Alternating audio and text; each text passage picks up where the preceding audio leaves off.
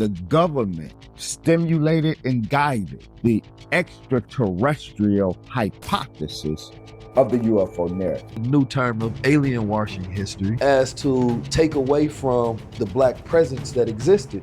Ufology is a protector of the lie of white supremacists. The story of the Annunnakians is so, I think, interesting to black people is because we feel a connection to it. It resonates. You never find a kill order from the Black House against Malcolm X, but we got the kill order from the White House in Washington, D.C. The advancement of technology is not on the basis of morality whatsoever. It's all the dollar. The Nation of Islam is producing the new humanity. In the man agenda, which is the disruptor of the frequency of the mind, because he can't collect his thoughts. Because in 2024, you still doing white women, knowing, seeing how that always goes wrong for you, bro.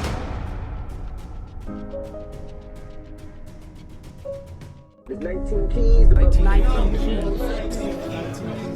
I appreciate my pops for teaching me how to be a guy. From a boy to a man, and ultimately back into the natural state of being into a God. As guys, we're supposed to always move with that higher self. I had to be able to execute it. Having knowledge is not power, the execution of knowledge is power. Knowledge makes a man unfit to be a slave. Because the only real knowledge you can get is knowledge of self.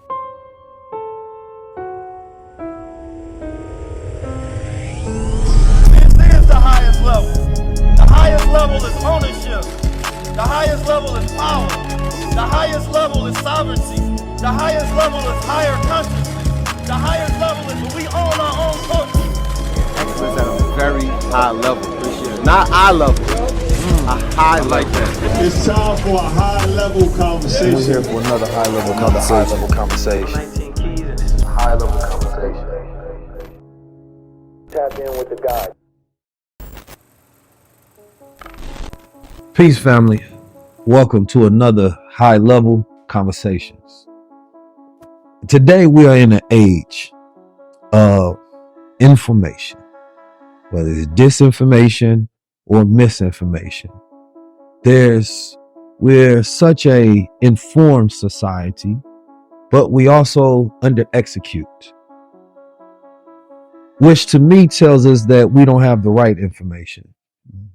And in a time where, as my brother Red Pill says, that ChatGPT is like the BBL to non-intellectual, right? There's this democratization of intelligence, if you will, where one can, pretend, or they can mask themselves, right, to be intelligent, whether it's to capitalize, whether it's to increase their social standing, right? It's easy for one to pretend to be smarter than they are because we have tools that are smarter than we are. So I like the fact that there are some people in the world who have processes. And when I think about education, y'all see me talk about it a lot. I always talk about the fact that I believe that college is overrated, but education is underrated. But what I love about college is the process of development that it takes one when it comes to how they do their discipline and when it comes to how they gather information and do their research and their scholarship. That is something that I've never gotten throughout my life as far as through my college experience, because I only went there for 1 year, right? But when I see individuals who are able to do real research, right, to able to break down information, to create sites and references and publish papers with a particular method so that that method has integrity attached to it, so it holds up a certain standard. That standard then creates a separation, especially in the time of information. It is your preparation that I believe is the difference. And it's akin to being able to get a meal that can satisfy your stomach that's microwavable versus a chef that actually know the spices and the herbs, and it's going to take a lot more preparation time. But the time that's spent in the kitchen has decreased because the way capitalism has created this microwavable fast food industry is the same thing that's happening with the information industry today. It's creating this microwavable thing to where you can rememorize some information, report what you rememorize, and then get credit as if you are intelligent, but without actually doing any research. And even worse than that, the people who believe you in the sections of the comments, they do no research at all.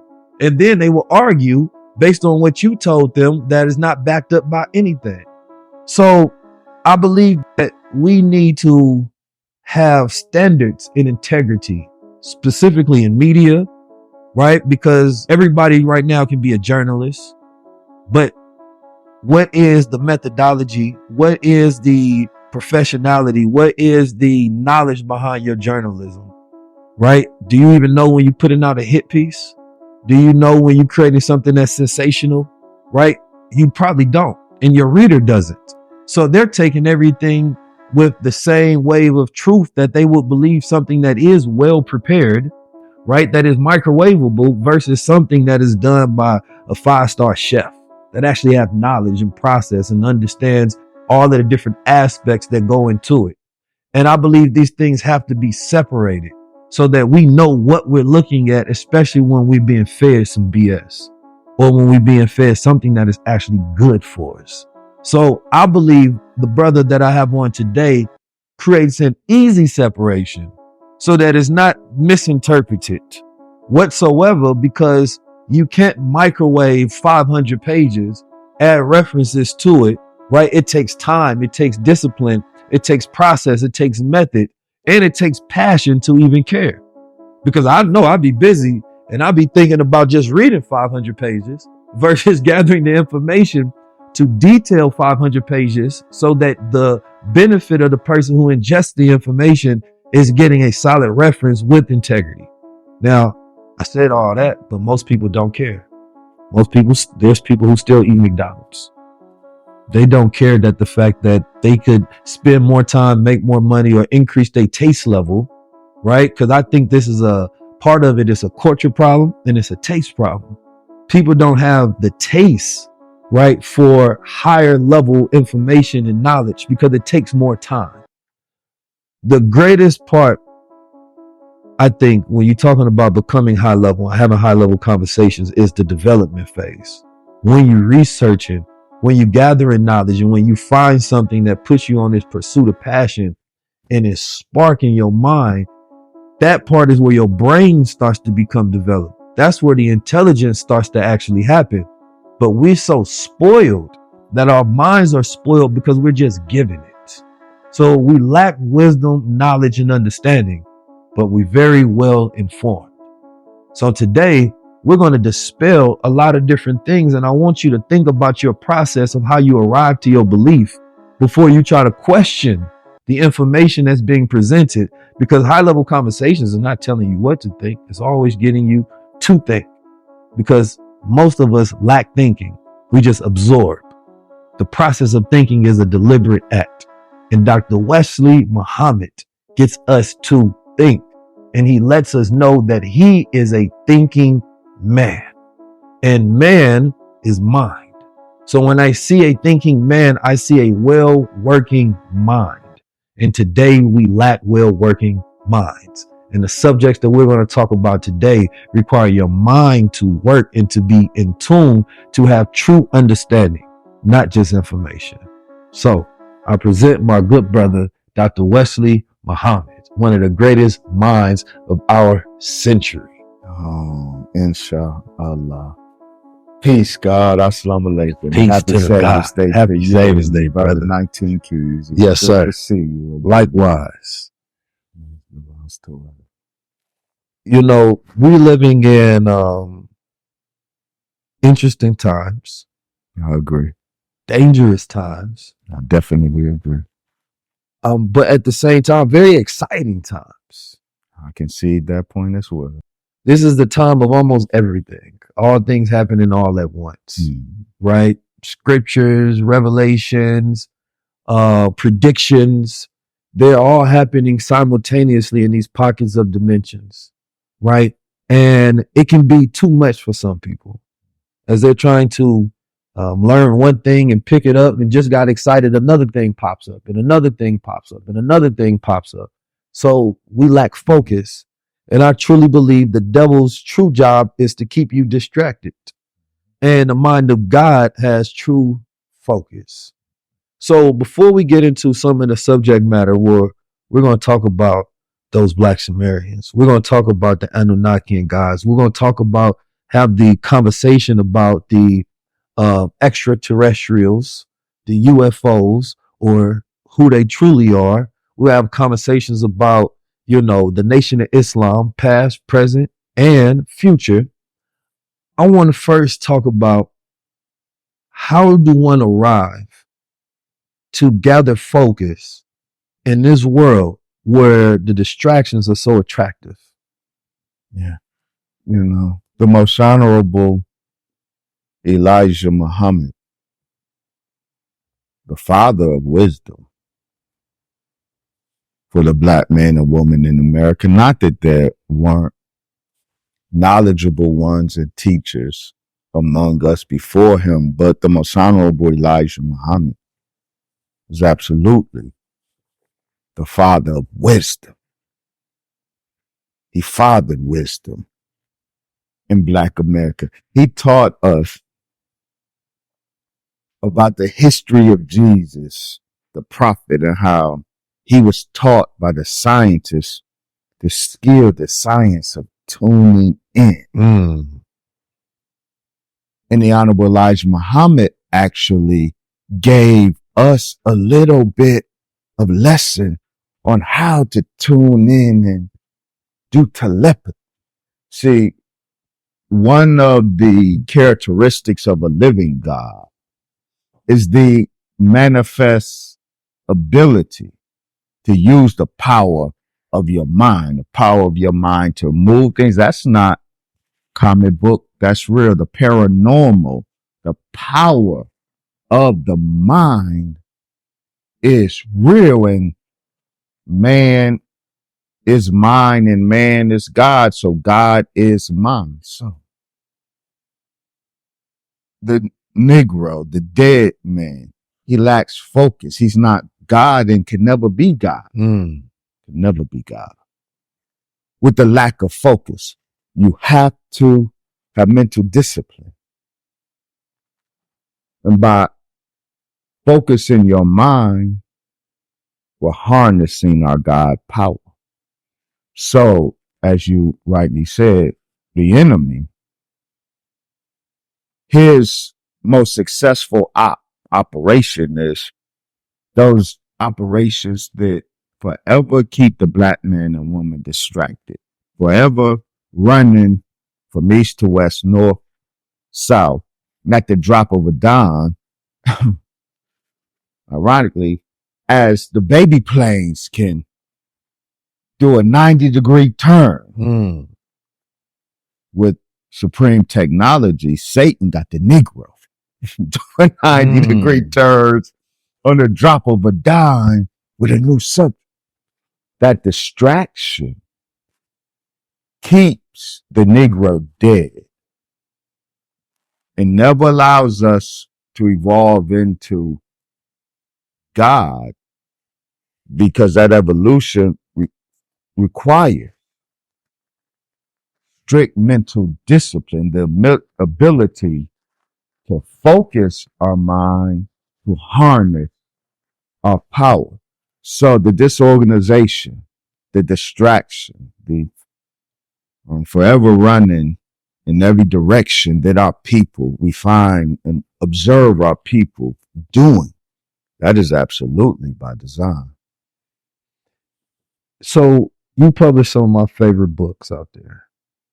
And every time you publish a book, you publish a paradigm, right? And it shifts that paradigm.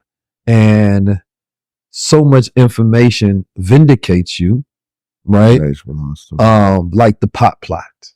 Praise belongs to God. That was a heavy one. I remember when you was first pushing it out there. It was heavy indeed. The pushback that you got was intense. Cause you wanted all the smoke. Pun intended. So, anytime you mention that people's weed is bad for them. Marijuana is a religion for a lot of people. They are faithful to it. They have a religion to it. They have rituals to it. They bless it. They wake up. They can't live without it. That's a lot of people's God, right? Because they can't function without it, and they fear functioning without it, that their will won't even process throughout the day, right? But today it's even worse because it's so deep seated with all these chemicals. And when I think about the will of man today, they're losing their grip. The statistics of black men in America are at a feverish height where it is the worst that it's ever been from all negative categories, specifically from mental, physical, spiritual, and financial. So every day I'm turning on social media, I'm seeing a black man cry because he's been numbing himself so long with his drugs, the weed, the liquor, social, sex, whatever it may be. And it gets to a point where he can't hold it in no more. Right? I want to talk about the psychological operation that has happened so that the current black man that exists today, right, is living the effects of wars. He is not the black man that just woke up and everybody blamed their problems on, like he just started all of this. No, he's the son of the son of the son of the son who's now trying to deal with this reality where his woman is turning a different way. The world is turning a different way.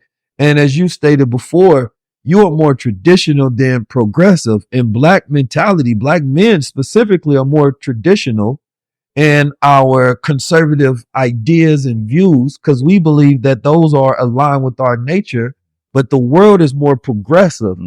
How does he make amends, or does he have to, or does he have the ability to make that manifest change that the world goes back to the degree in which he can be comfortable again? Because I've seen so many people trying to figure out how do they fit in the world we don't own. How does the black man get himself to that state, and what happened to him? If you can give us a high level to where, as you mentioned before, he's been Frankensteined into this position. He's the son of the son of the son of the son of the son of these effects. And just to give that more qualifiers, I forget the Russian the defector that talked about the demoralization process, right? Where he talked about it takes 2 generations to demoralize a society where it gets to a point that they don't even care about the truth. And we are not at the beginning of that. We are at the end of that process. And now generations of children are being pushed out from demoralized parents. So when I look at the black man today, he's suffering because no one cares about him and he has no space to care for himself. Very pregnant remarks you just offered. Let me start with the black man's desire or inability to fit into this world. First thing is the black man must embrace this inability to fit in this world. The black man should divest himself of all desire to fit into this world. Do not desire the seal of approval of this world, because if you seek it and get it, you will be cursed by God as a consequence of it. And I'm not being spooky. We're in the Nation of Islam. We don't do that. So I'll unpack how that looks on the ground. Being cursed by God by achieving the seal of approval of this world, especially now. But let's go back. This black man is the Frankenstein of American white supremacy. The white man, as we've said before, the white man is a scientist. And the Negro is his science project. The Negro and the Most Honorable Elijah Muhammad correctly defined Negro for us. Negro, coming from the Latin necro, dead. The Negro was produced. The Negro wasn't born, except born in the sin of American white supremacy and shaped in the iniquity of American white supremacy. And the product is what we have. This is a Frankenstein. That's the Negro in America. The Negro in America is Golem. The Negro, the nigger, whichever word you prefer, is the same thing. It's a product. It's a Frankenstein. The inanimate matter that was the foundation of the creation of the Golem. That was the initial state of the black man and woman here after suffering the 64 years of breaking in. When we were killed as a people, rendered nude,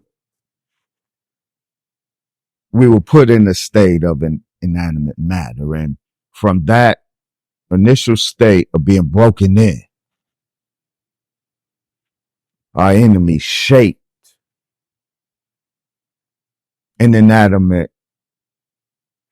this inanimate matter into form, and then they blew their life into it. And so the Most Honorable Elijah Muhammad said that the black man and woman in America will really have been made white people in black skin. And this is one reason why the Most Honorable Elijah Muhammad instructed his national representative, the Honorable Brother Minister Farrakhan, instructed him around 72, stop beating up on white people by calling them devils so much. Not that the messenger was changing the teaching, not that the messenger wanted the minister to start talking nicely to and about white people. He said, one of the reasons he didn't want the minister to keep throwing that word devil out there, because the messenger knew the time was coming where black people, you and me, were going to be confronted with the reality that we are devil. We've been made that. And so this is the black man that you're speaking of, the black man that you saw crying, put in such a set of circumstances that he's crying to the world because he doesn't fit in. The Golem would never have a seat of respect and dignity at the dinner table of his creator. It don't happen that way. Nah, that's the glass half empty truth of the situation. But there is a glass half full truth of the situation. The whole point of the secret scientists who create a golem, they think they are mimicking God's signature act, the act that makes him Lord. He's creator. Everything not God can create. And they think by producing this golem, they are donning the robes of God, the creator. Satan is the ape of God. But God has come. He absolutely has come in. That black man crying because the world is not letting him in. He needs to know God has come to put him over this world. It isn't letting him in. That's real talk. His call of duty is to be Lord over the remains of this world, because this world is going to be destroyed. But life is going to go on. You talk about depopulation. God is a great depopulator. Mm. And of the 7+ billion human beings on the planet today, the planet's going to be cleansed. Mm. There's going to be a lot of space on the earth to run around in. But the very important point to that brother, whose circumstance you nicely illustrated, so I keep going back to my brother crying. This is the good news, 19 Key.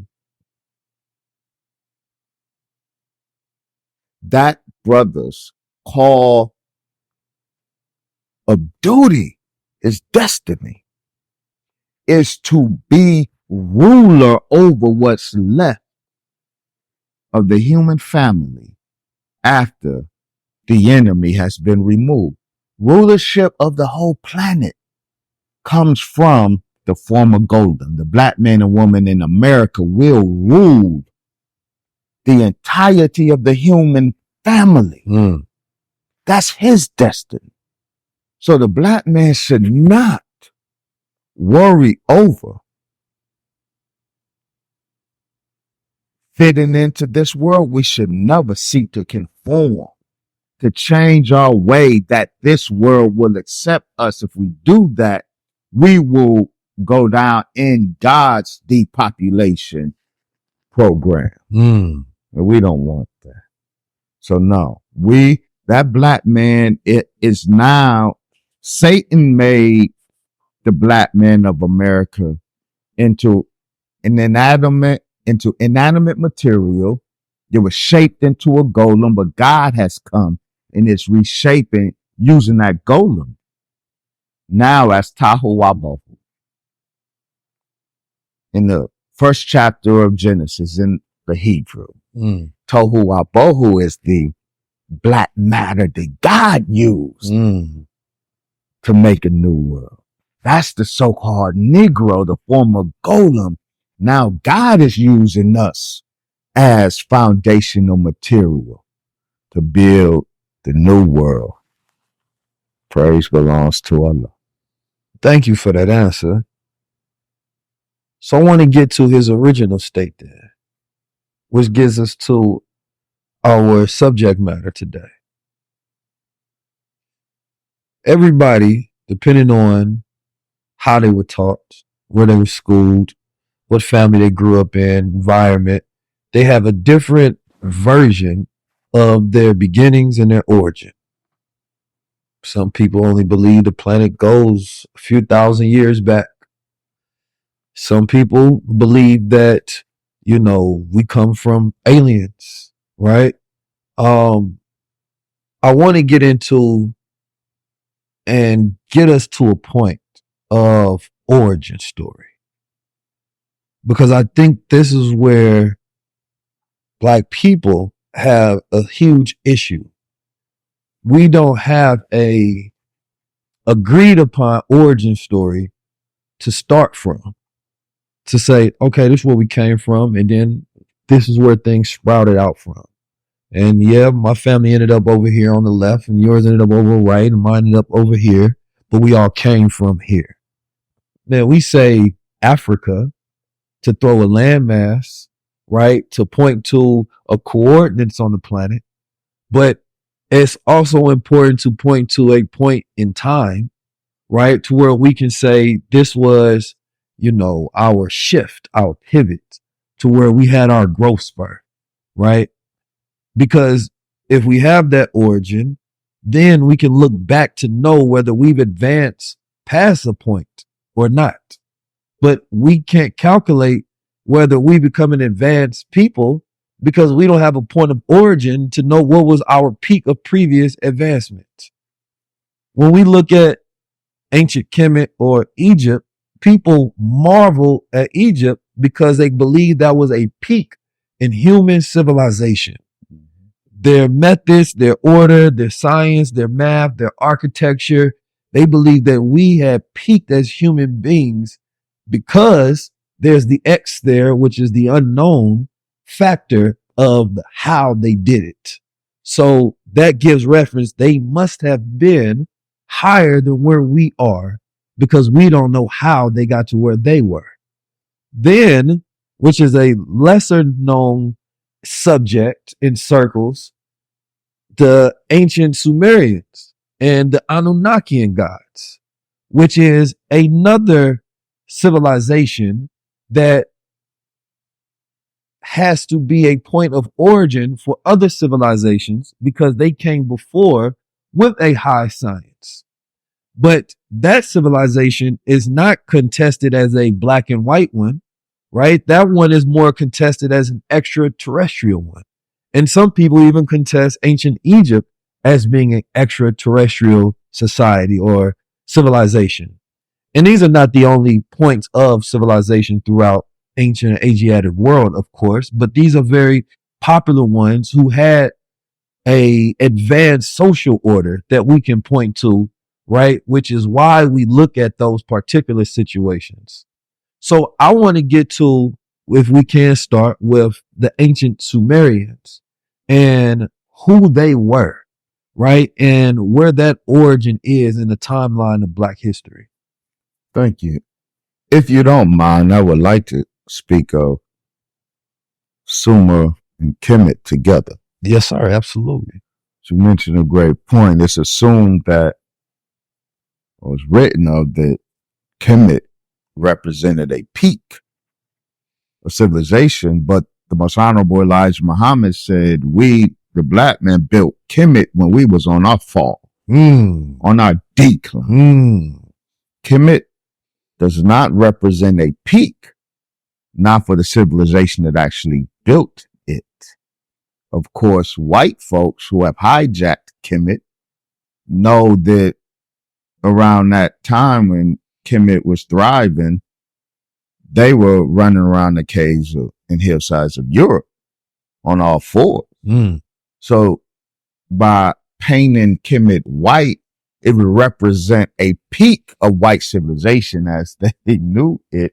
But in terms of the civilization and the culture that actually birthed Kemet, the black man and woman of planet Asia, now called Earth, Kemet, we built Kemet on our fall down from the heights of civilization. And incidentally, in terms of how the pyramids were built, the most honorable Elijah Muhammad told us how they built the pyramids through advanced hydraulics. So the secret of the building of the pyramids have been revealed.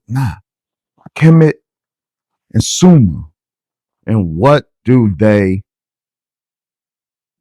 fall on the chronology of black civilization? Because Sumer, ancient Mesopotamia, was an absolute black civilization. And of course, we just published an 86-page report on the Annunaki, and we deal with the question of Sumer civilizationally, Sumer linguistically and archaeologically, Sumer, ancient Mesopotamia, or the Sumerians in particular.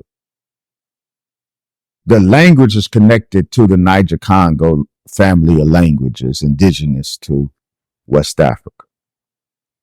The ancient Sumerians, who are black Africoid people, shared that space of ancient Mesopotamia with another group of people called Akkadians. The Akkadians look very much like the Sumerians, but they spoke a so-called Semitic language. Both of these groups were black people. Now, both Sumer, ancient Mesopotamia, and Kemet, ancient Egypt, neither one of them are peaks or origins of black civilization. In fact, both of them are derivative of an older and even higher civilization that was based in ancient Black Arabia.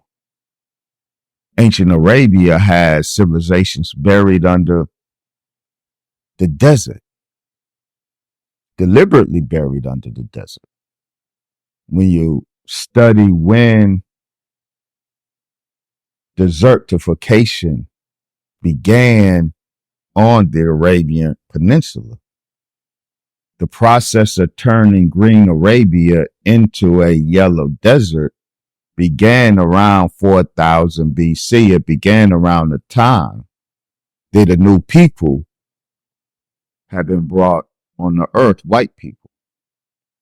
So in order to keep the new people from learning and benefiting from the highest level of knowledge and technology that existed on the earth at the time, those civilizations were deliberately buried. And the civilization of ancient Arabia was deliberately buried in desert, keeping white folks from acquiring more than one book of higher mathematics. Now, people, as you allude to, let me not use the generic euphemism, people, as if it's not a specific group. A lot of white people. Yes, sir. They found this new way of denying their origin story. So they know their origin story is in black. They never want to admit that. They never want that to be known. And one of their tools of disinformation and concealment, by acknowledging Sumer and Kemet and these higher civilizations, by acknowledging them as black, that ipso facto means that black is superior and white is inferior, because it's clearly documented the state of white people at the time of these black civilizations. So they fight like hell to keep it unacknowledged that Kemet and Sumer were black in the most advanced level of that kind of disinformation is a so-called ancient astronaut theory. Van Danken, I believe his name is pronounced, the original, the OG, ancient astronaut theorist. The white man who claimed that Egypt, the pyramids were built by aliens. Sumer was built by aliens. They rather, and by aliens they mean extraterrestrial. They know the ancient astronaut theory is an inherent acknowledgement by white people. They know they didn't build pyramids. They tried to lie. White folks took hijack Egyptology. They tried to lie, but the ancient and say that don't for white folks, but that was flimsy. They had to abandon that. The new cover up is the ancient astronaut theory. White folks say, okay, we didn't build them, but we're not going to give credit to the black builders. Yeah.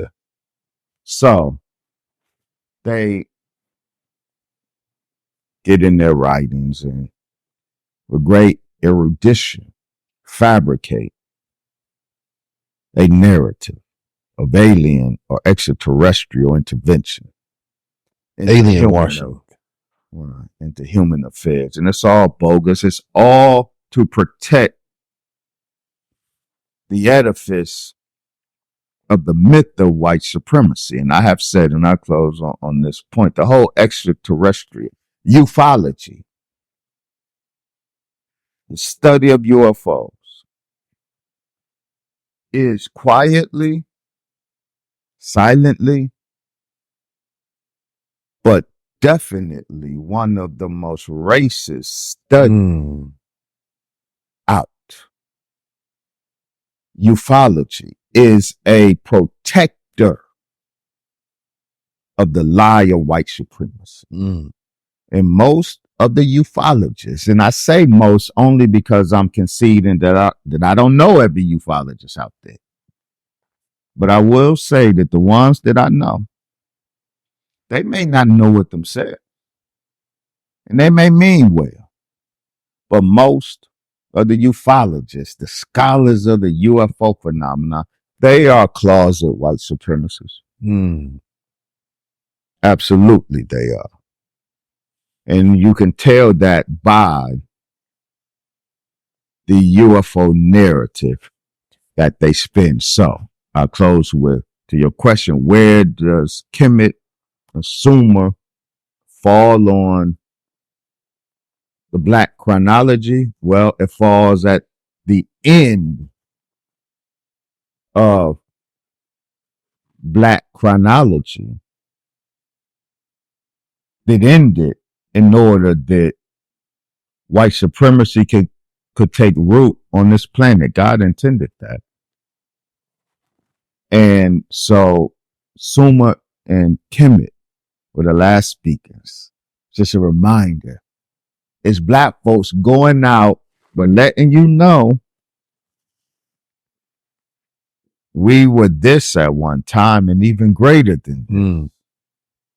And it was left for the white man to study and marvel at while it was his time to rule, knowing he could never achieve even that. And that was us, not at our best, but at our decline. So it's not an origin story for black people. Yeah. Kemet and Sumer is not an origin story for black people. But it's part of the timeline of civilization. It's part of the story of black Yeah. people. But our timeline goes back 76 trillion years. So what was one of, let's say if we were comparing a previous civilization to the ones that are more well known today, Sumer, Egypt, what were some of the ones that came before those particular periods of time? Well, already, see, the whole Afrocentric narrative, we in the Nation of Islam, we recognize Africa, but we don't identify as African. Mm-hmm. Not because we are culturally bourgeois. I mean, Africa is a part of our culture. It's a part of our history. But we cannot be confined to Africa. The Honorable Elijah Muhammad called us the Asiatic black man, not Asia as in Asia Minor, but the whole planet was called Asia. And the Honorable Elijah Muhammad identified the black man with the entirety of the planet. And I say that because, Afrocentricity, as it was articulated in the 80s and 90s by a great pantheon of black scholars, and I love them all. But when we made Africa the beginning of our story, and we made Kemet the beginning of our story, and then the results of the digging in Anatolia, in ancient Turkey, in that area, uncovered civilizations that legit preceded Kemet by thousands of years. Mm. Now the whole Afrocentric foundation is demolished. Mm. Because there was legitimate debate on who was older chronologically, Kemet and Sumer. There is no argument whether the Anatolian remains predate Kemet. Mm. They absolutely do. Now, I'm not saying that a pyramid of Giza was found in ancient Turkey? No. But the fact of the matter is, the civilizational metrics that we and our scholars have always held out as a source of pride for us that began in ancient Egypt, well, no, they were found thousands of years earlier in ancient Anatolia. But ancient Anatolia were black people. So we can't say it's African, but we can say it's black. Right. And that's the point of the most honorable Elijah Muhammad. That's why we did not limit ourselves to African, because everywhere they dig, they're going to find our civilizations. And again, the Honorable Elijah Muhammad teaches us that after a particular planetary catastrophe that occurred 66 trillion years ago, this Earth, as we know it now, it's not as it was in the beginning. It's a much smaller Earth. This globe has a roughly 25,000 square mile circumference with a roughly 8,000 mile diameter. Initially, this planet had a circumference of roughly 36,000 miles with a diameter of 10,000 miles. It was a different planet. And we were here then. We were Lord then. And there are such things as extraterrestrials. We'll get to that in a moment, I guess. But the planet was different. It was bigger. But the planet suffered a catastrophe 66 trillion years ago, which shrunk the Earth to its current dimension, repositioned it in the solar system. It now exists in a new pocket. But on this side of the planetary catastrophe, 66 trillion years ago, when the new Earth settled, cooled, the most honorable Elijah Muhammad teaches us that the human family that remained, that survived the catastrophe, the black human family, they reestablished the center point of the planet, the new Earth, and reestablished it in what is now known as the Nile Valley in Egypt and the holy city Mecca in what is now Arabia. But Arabia is not a term that the white man gave that area. Arabia is what we called that area. And there in the holy city Mecca was founded the center of global and even cosmic civilization. Ask me about why I say cosmic civilization. There in the holy city Mecca, the government of the earth and in reality, the government of the universe was established. So it's there in Mecca where you, in Arabia more general, the more digging is done, the more high and the highest level civilization will be found. Now, the government of Saudi Arabia does not make that easy or even permissible at all. It's okay because white Arabs, as the most honorable Elijah Muhammad said, white Arabs rule Mecca. So the white supremacy there and the white supremacy thinking, the same white supremacy thinking that makes one branch of white people claim aliens built the pyramids. It's the same white supremacy thinking.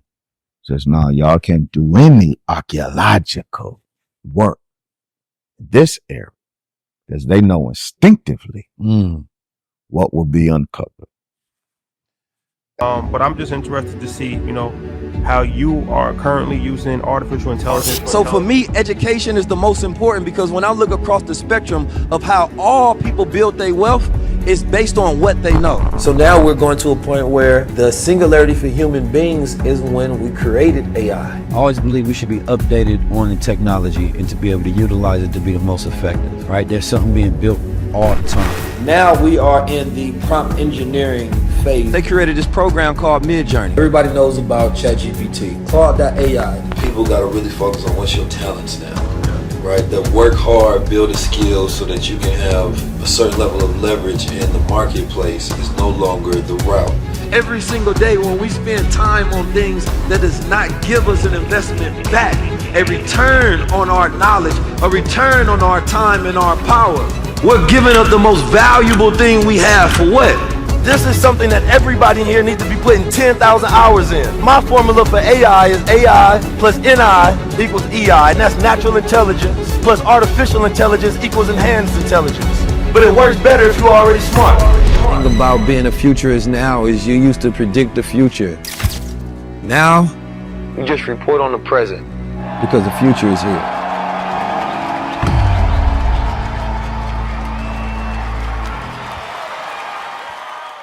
That's interesting. I recently just came from the Louvre, so I was able to see a lot of the black faces throughout time, right?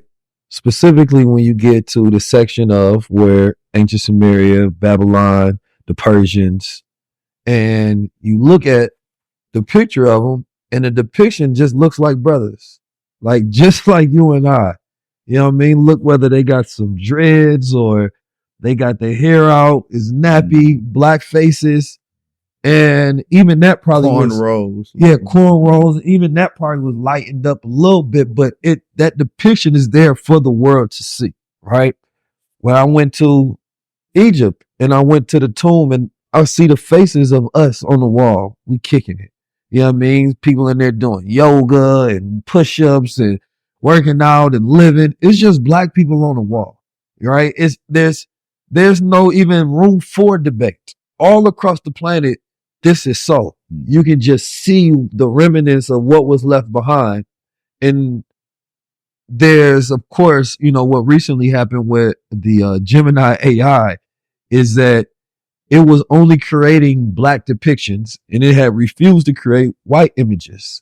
So, of course, white people got mad as hell, because they felt like they was getting a taste of their medicine, right? They felt that it was blackwashing history. Imagine that. Which, funny, as I'm listening to you now, it brings me to a new term of alien washing history, right? Great term. As to take away from the black presence that existed. Great and I term. also just left Spain. And, of course, in there, you have the Moors who ruled, which were black men. And out there in Madrid is very racist, right? But when we think about ancient Greece, we think about Spain, we think about Egypt, we think about Persia, Babylon, all these places, we don't think black men ruling. The history has been white and alien washed so much that we don't even see ourselves in these places. So yes, we only relegate ourselves to one part of the planet that we say we rightfully belong, which is the continent of Africa. We don't think, no, these brothers was in Europe. The cheddar man that was found in Britain, he was a black man, right? But you telling me there's no consequential history connected to that whatsoever? It's just this isolated study of this black man found before everybody else, and then the rest of the history is correct. So for me, as I was talking about origin stories, I always tell people I claim the planet. You know what I mean? 196,940,000 square miles. The whole planet is ours. So when I travel, I feel at home everywhere I go, not just when I'm in Africa, right? And I think that is a elevation and perspective that we all need to have. But it's because the whitewashing and the alien washing has been done so well that we not even looking for ourselves in those stories. Right. So as we learning these stories, we're thinking we learning someone else's greatness. And the whole time we learning our own. Right. Right? We may be learning about a musical composer and thinking about how they was just brilliant and genius, and we attributing that to somebody who doesn't look like us. So we don't see ourselves in that genius, but in the moment that we say, oh, that was a brother who did that. Right. And then it starts Wow. to make sense, because as I walk through the different corridors, I'm going through, white history, if you will. I felt zero connection. It felt like it was no spice. It was no rhythm. There was no color. It was devoid of any soul and spirit. All of the Christian era things that they have on the wall, you can tell that this was not made with the same magic, right? Then you start to cross over, like you go into the Babylonians, Sumerians, and all these different places, and you see the art, you see the geometry, you see the mathematics into it. You feel the soul, the signature of God is in all of these depictions. So there should be an intuitive connection that people should have. And when we think about these ancient civilizations that we are connected to the most, it's not because it came from them, it's because it came from you. Right. The story of the Annunnakians is so, I think, interesting to Black people specifically, is because we feel a connection to it. Right. Something makes sense in it. It resonates. Right. It's like, oh, y'all told me about Egypt. Nobody told me about what they was doing over there. Right. You telling me it's another story of brilliance on the planet Earth, and we ain't got no connection to it. Right. So this is where I want to get into the reality of, number one, first, I want to go into the alien thing, because I think you brought up a very interesting point on that. The whitewashing of the aliens, which is interesting, because first you take a Black person, you alien wash him, then you whitewash them. Absolutely. Absolutely. So it's been washed over twice. Absolutely. So you talked about the grays. You talked about the different ways that the aliens show up. If I watch a lot of alien movies, right? I like sci-fi, right?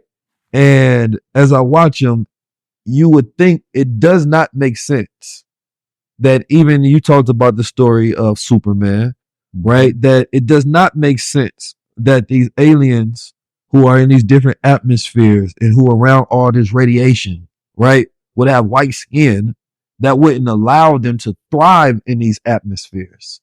But in all depictions throughout media, which we don't control, so our imagination doesn't get to narrate what we believe is history and reality.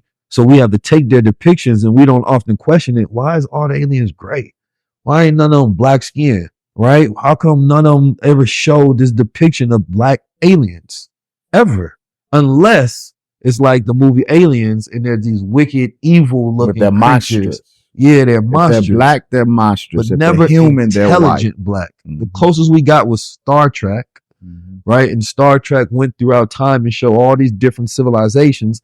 And sometimes they come across these Black civilizations that are on these different planets, right? But of course, that's not included as a fact. That's included as a fiction. But the fact of it, the matter is what? What is the fact of the alien presence and the alien depiction? One, since you mentioned Superman, let's just state it for the record. Forbes magazine published an article and then a follow-up article which showed that Superman should be Black.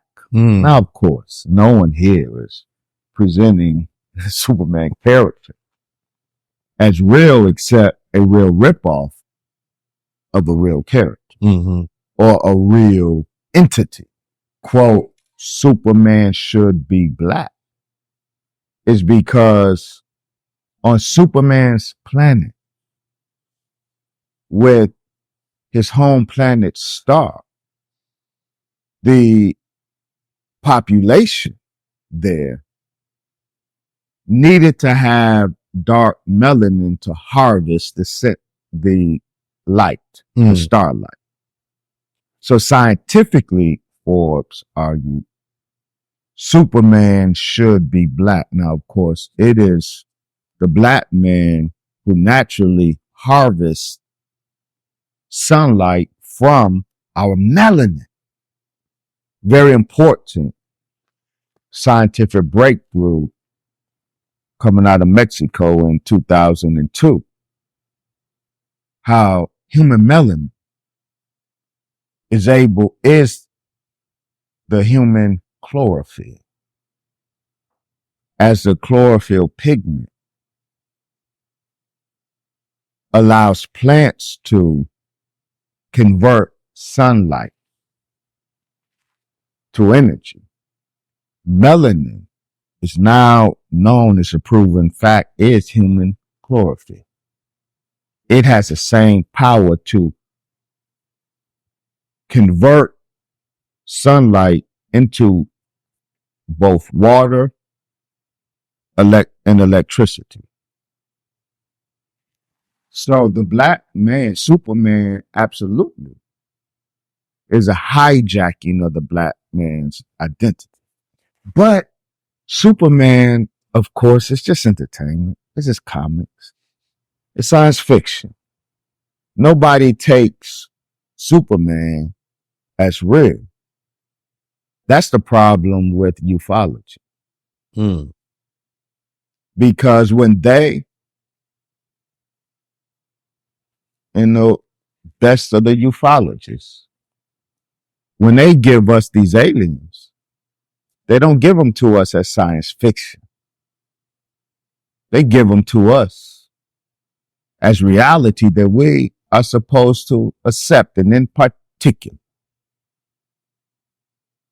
See, every ufologist, this is me, every ufologist that promotes the grays, you are either wittingly, in many cases so, or unwittingly, but definitely spreading white supremacy propaganda, bona fide white supremacy propaganda. See, the grays are presented as ufologists don't present grays. The alleged three main alien species, the grays, the Nordic, and the reptilians. Those three alien species are white supremacy and white racism. The Nordics and the grays are white people inserting themselves into the UFO narrative. And the reptilians are white people demonizing the black pilots of the true UFO narrative. Now, the grays originated with H.G. Wells. H.G. Wells theorized what Europeans will look like in the year 1 million. And H.G. Wells said, based on white people, Europeans being a brain people, they will produce such high level technology in the future that they would not need to do any manual work. So their brain will grow and their head will grow to accommodate their increased brain mass. But their body will atrophy because they don't have to use limbs. So the body will atrophy. They will grow skinny of body, but big of head.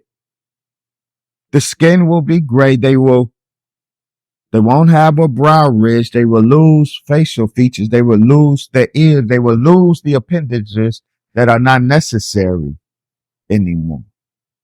So he projected the future European in the late 19th century. His future European that was presented as science fiction, but science fiction based on H.G. Wells's learned observation, But what was presented as learned science fiction in the 19th century was made ufological fact. Now, the ufologists are real transparent with these grays so now they're saying they're not extraterrestrial, they're extra temporal. They don't necessarily come from another planet, they come from another time period. They are the future man coming back. But by future man, the gray is by definition of future European. So the gray is transparently white people in the future. And ufology, or the UFO narrative, has been hijacked by white people through the grays and through the Nordics. And of course, the Nordics, these white people from Venus. Nordics are transparently white people, they're Aryans. The Venusian Nordics and the extra temporal grays are white supremacy's hijacking of the UFO narrative. Now, the reptilian is white people demonizing the black gods that are really flying those craft. The whole reptilian narrative began immediately after Roswell.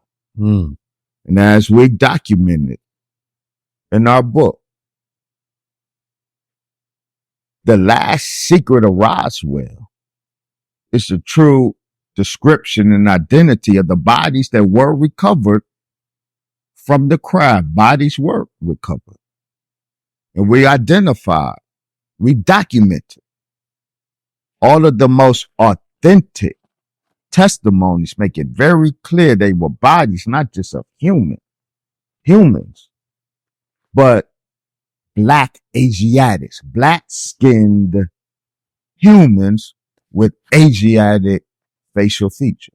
That's a fact. Before Roswell, there was green Martians, and that figure existed, but only in science fiction, not in ufology.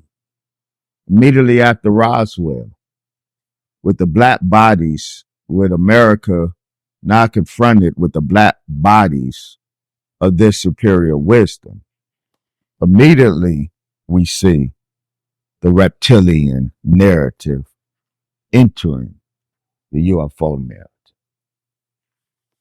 Now, what's the truth of extraterrestrial?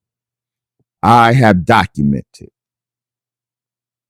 I said the extraterrestrial narrative of the UFO phenomenon is not only wrong, it's government disinformation. We documented that. The whole extraterrestrial explanation of the UFO phenomenon, that didn't just organically develop and take hold in ufology. The government stimulated and guided the extraterrestrial hypothesis of the UFO narrative. That fact now. But we should not extrapolate from that statement. The brother Wesley is saying extraterrestrials don't exist. That is not at all what we're saying. The Most Honorable Elijah Muhammad told us, because God told him, that there's life on all 9 planets. 7 of the planets are inhabited in his world. And of the 7 inhabited planets, he points out Mars and Venus as having life and civilization similar to us here on Earth. Now, of course, that begs the question, Brother Wesley, if you're saying extraterrestrial life is real, why are you so against the extraterrestrial hypothesis of the UFO phenomenon, where the two are not compatible? While extraterrestrial reality is real, the reality of extraterrestrial life is impossible to explain the UFO phenomenon here on Earth. One, the most honorable Elijah Muhammad said, and be clear, the black man of Earth put life on all of those planets. Extraterrestrial life was seeded by terrestrial life. The God of this universe is based here on Earth. The solar system is geocentric in that sense, not physically. Of course, all of the planets physically revolve around the sun, but all life and civilization revolves around the Earth. The Earth was the first planet formed by Allah, not Mercury. Earth was. And the other planets were developed by the gods of Earth after, and the gods of Earth put life on each planet. And none of that life is superior to the black God life here on Earth. They don't have technology greater than our technology. Ours is the highest technology too. You know for a fact, the whole extraterrestrial hypothesis is bogus. Every time they present it to us, they show us these grays or whatever other alien configuration, get out their ship, and they have on a shiny gray suit, but they ain't got nothing on their head. So we see the gray skin, big eyes, big black eyes. With that, lets you know how bogus the narrative is. Isn't there some say that the gray is a suit itself, and that the gray is their spacesuit, and interior is the actual being? And I know Dr. Steve Greer, I've heard him say that. And there's a sense in which I believe him to be true. In terms of the space suit, I have some in terms of the silver suit. I think there's truth to that, which is why when authentic beings associated with these craft, they've been encountered on Earth, they've been encountered in the deep sea, and they've been encountered in the vacuum of space. And one thing that's consistent is the silver suit, which is probably because, as I argue, the material of the suit is the same material of the craft. And just as the craft is transmedium, as the new term is, the craft, the silver, the metal of the ships can perform at optimum level in the deep sea, in the vacuum of space, and in Earth's atmosphere. It's because of the material of the craft. Now, the material of the suit is likely the exact same material of the craft, which is why we have authentic testimony, or I should say credible testimony, of encountering these beings aligned with, but separated from the craft in space, in Earth's atmosphere, and in the deep sea. They all have on the silver suit. Just as the material of the craft protects it in all mediums, the material of the suit likely protects the beings in all mediums. But the point isn't the suit. The point isn't the silver suit. The point is, so now when you can spot the lie, when they present these aliens separated from the suit, and separated from the ship, in Earth's atmosphere, they got the suit on, all well and good. But what they don't have on is a breathing apparatus. They ain't got nothing on their head. Yeah. And that is how you know the account is bogus. Because the Most Honorable Elijah Muhammad teaches us that how the original man created the planets and life on the planets. Life cannot exchange and interchange between the planets. We cannot exist in any atmosphere from the other planets, and none of them can exist in our planet. Life is dependent on the atmospheric conditions of its home. We cannot go to Mars. There's a full-blown civilization, black civilization on Mars, similar to ours. Not as wise as ours, but it's a full civilization. We can't go to Mars and eat their vegetation, and they can't come here. So because we cannot breathe we cannot survive in any of those atmospheres without a breathing apparatus, and none of them can survive in Earth's atmosphere without a breathing apparatus. That's how you know all of the video, the fake video of a Roswell grave moving around in some room in Patterson. It's totally bogus because he could not breathe that air in Dayton, Ohio air. It's bogus. To be God's advocate on, there's a lot of, you said a lot of, so I want to go into a few different things. The reptilians.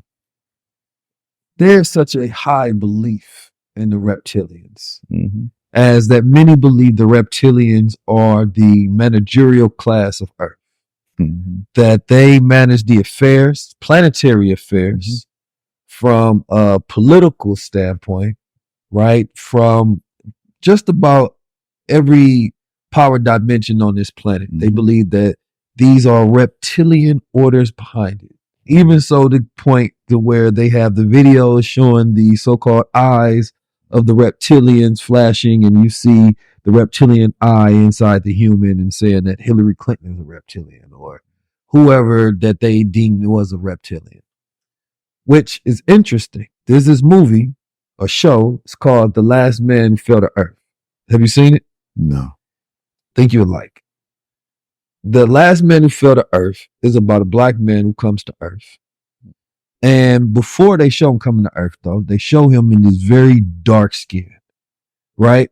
And he's piloting his ship on his way to Earth, but I believe the ship crashes, but he meant to come here. But they show him go through this birthing phase of developing human skin to look human before he is able to breathe in our atmosphere, right? And he turns into a black man, of course. But before that, he has very dark, melanated skin, but he has a reptilian looking form. Now, he meets this sister who's a scientist. And his whole... What year is this movie? This came out, what was that, last year? It's a show. Very interesting show because it's essentially a story about the Annunnakians, right? And I believe they did an original movie. I believe it was with David Bowie. So it was a white guy at first, but they changed it over in this story and it's a black man. And his whole conquest essentially is to find a power source because his planet is dying, right? And he has to go into this whole entire development of understanding how human beings work. Because on his planet, some of them are drones and some of them are elevated. But before he got there, there was another one that was sent before him on that same mission. and he took on white skin, right? And the development of the story is very interesting because they show him as this black man developing consciousness, and he speaks in a very intelligent manner throughout the whole entire series.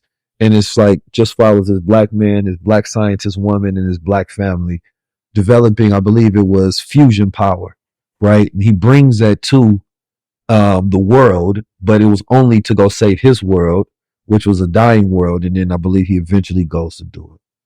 But it reminds me of the story as you're telling it. I can see the depiction of that story playing out completely in that show, right?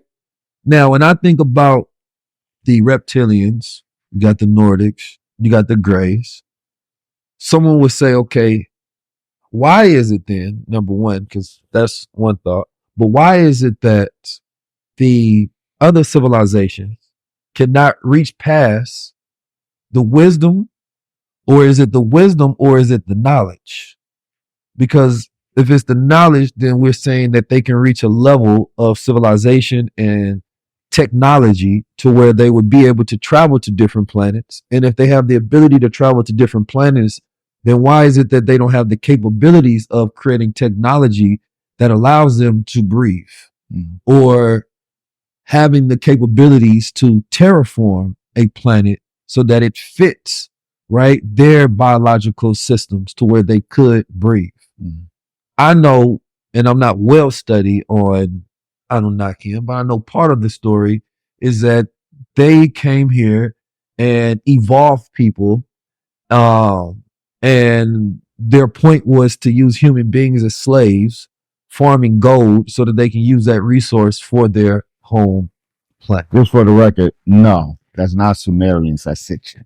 Sitchin. Okay, Yeah. thank you for the correction. That's Sitchin's imposing narrative on the Sumerian. That's totally Zachariah Sitchin. Good. So we're going to get into that as well. So, because you said so much to unravel, right? But I want to get into a little bit first into some of the civilizations that are out there, right? If all of them are revolving around Earth, right? And you talked about you being very traditional. Are we supposed to be a technologically advanced people, and is technology progressive? Because growing up, of course, I was taught about the mothership. I was taught about the scientists who developed the mothership. So for me, it ingrains my Islam in the understanding of technology, right? Because I was taught the most advanced and elevated of those who follow Islam, right, build technology to advance. So is it then our destiny to get to that elevated state that those who do pilot those crafts, they obviously have that knowledge, they have that technology? And why isn't the protocol, the lack of better words, to teach the black man on Earth or in America how to create that technology for himself? Or is whose protocol? The brothers that pilot the craft, to not teach them the science? Or is it that we're not ready? Is it that we're supposed to develop on our own, that we have to evolve and eventually get to that point to be deserving of the technology, because it may come with a conscious and moral development along that way? Where do we fit here on Earth if we are amongst the origin of wisdom, of the center of the universe? Then where is our ascension towards being like the beings who originated from us? And are the beings on the other planets already evolved past us? Because then do they not have the same social issues that we have on our planet? That was a lot of context. I hope I can inspire a thought in there. You inspired a great many thoughts. Yes, sir. I have to contain myself. I'm trying to, not to cut your wisdom, I'm trying to speak from the point of a person, not from my own understanding, but from a person that's inquisitive watching this conversation. No, great points made, very important points made, and I desire to touch on each one of them. I'm going to start with that very last one you made that is very critical to me in terms of its importance for a proper understanding. Because I've heard it often, if it's black people piloting these ships, why haven't they helped black people?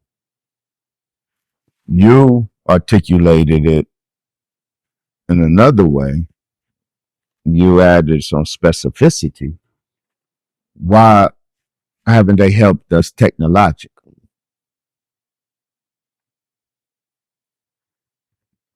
Many in your audience are not going to like this answer. Be that as it may. The fact of the matter is, the black pilots of these craft have been helping black people for 90 plus years. Helping black people through the nation of Islam. That's such a critical point. The founder of the nation of Islam, Master Muhammad, is not only the captain of the mothership, he's the architect of that particular craft. The ancient astronaut theorists got it right in recognizing that there have been aerial vehicles flying around Earth's skies for thousands of years, but we will see you one better. The Honorable Elijah Muhammad said there have been aerial vehicles flying around our skies for trillions of years. But none of the craft, master technology of this craft, the mothership. This is the most technologically advanced aerial vehicle that has ever flown this universe in trillions of years. And the one who is the architect of that craft is the founder of the nation of Islam. Now, these black pilots of these craft have been trying to help black people. Their help has been in your midst for 90 years. Here we are. I'm sorry to say you don't like that. I know. I'm triggering a whole lot of people in your audience right now. They cursing me. Yes, sir. But you so can be handle it. it, though. You Dr. Wesley. Yeah, absolutely. Inshallah. But look, but the specificity of your question, why won't they share the technology with us? See, that's the difference between God and devil. See, Steve Jobs, a brilliant white man, he made a phenomenal technological gadget, the smartphone. It's a center of life for so many human beings on this planet. It is a marvelous piece of technology. And it's so representative of what is done with technology based on one book of mathematics. Because the greatest of Satan's technology is always a double-edged sword. So as great as this cell phone is, as useful as a smartphone is, as easy and efficient as it makes life for the planet It's killing the planet at the exact same time. It's killing me just by holding it in my hand. It's degenerating my divine physiology. See, that's the best that this world can do, is produce great technology with great consequence. That's the exact opposite of divine technology. Divine technology is supreme in its level, but also clean technology. Now, the same reason Satan was only given one book of mathematics. 60,000 books of mathematics, he was given one. He was forced to build his civilization on one. Why only one? Because clean technology requires clean people.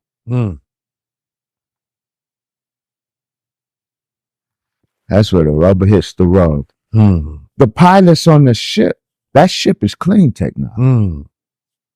The pilots are clean black people. The Negro ain't.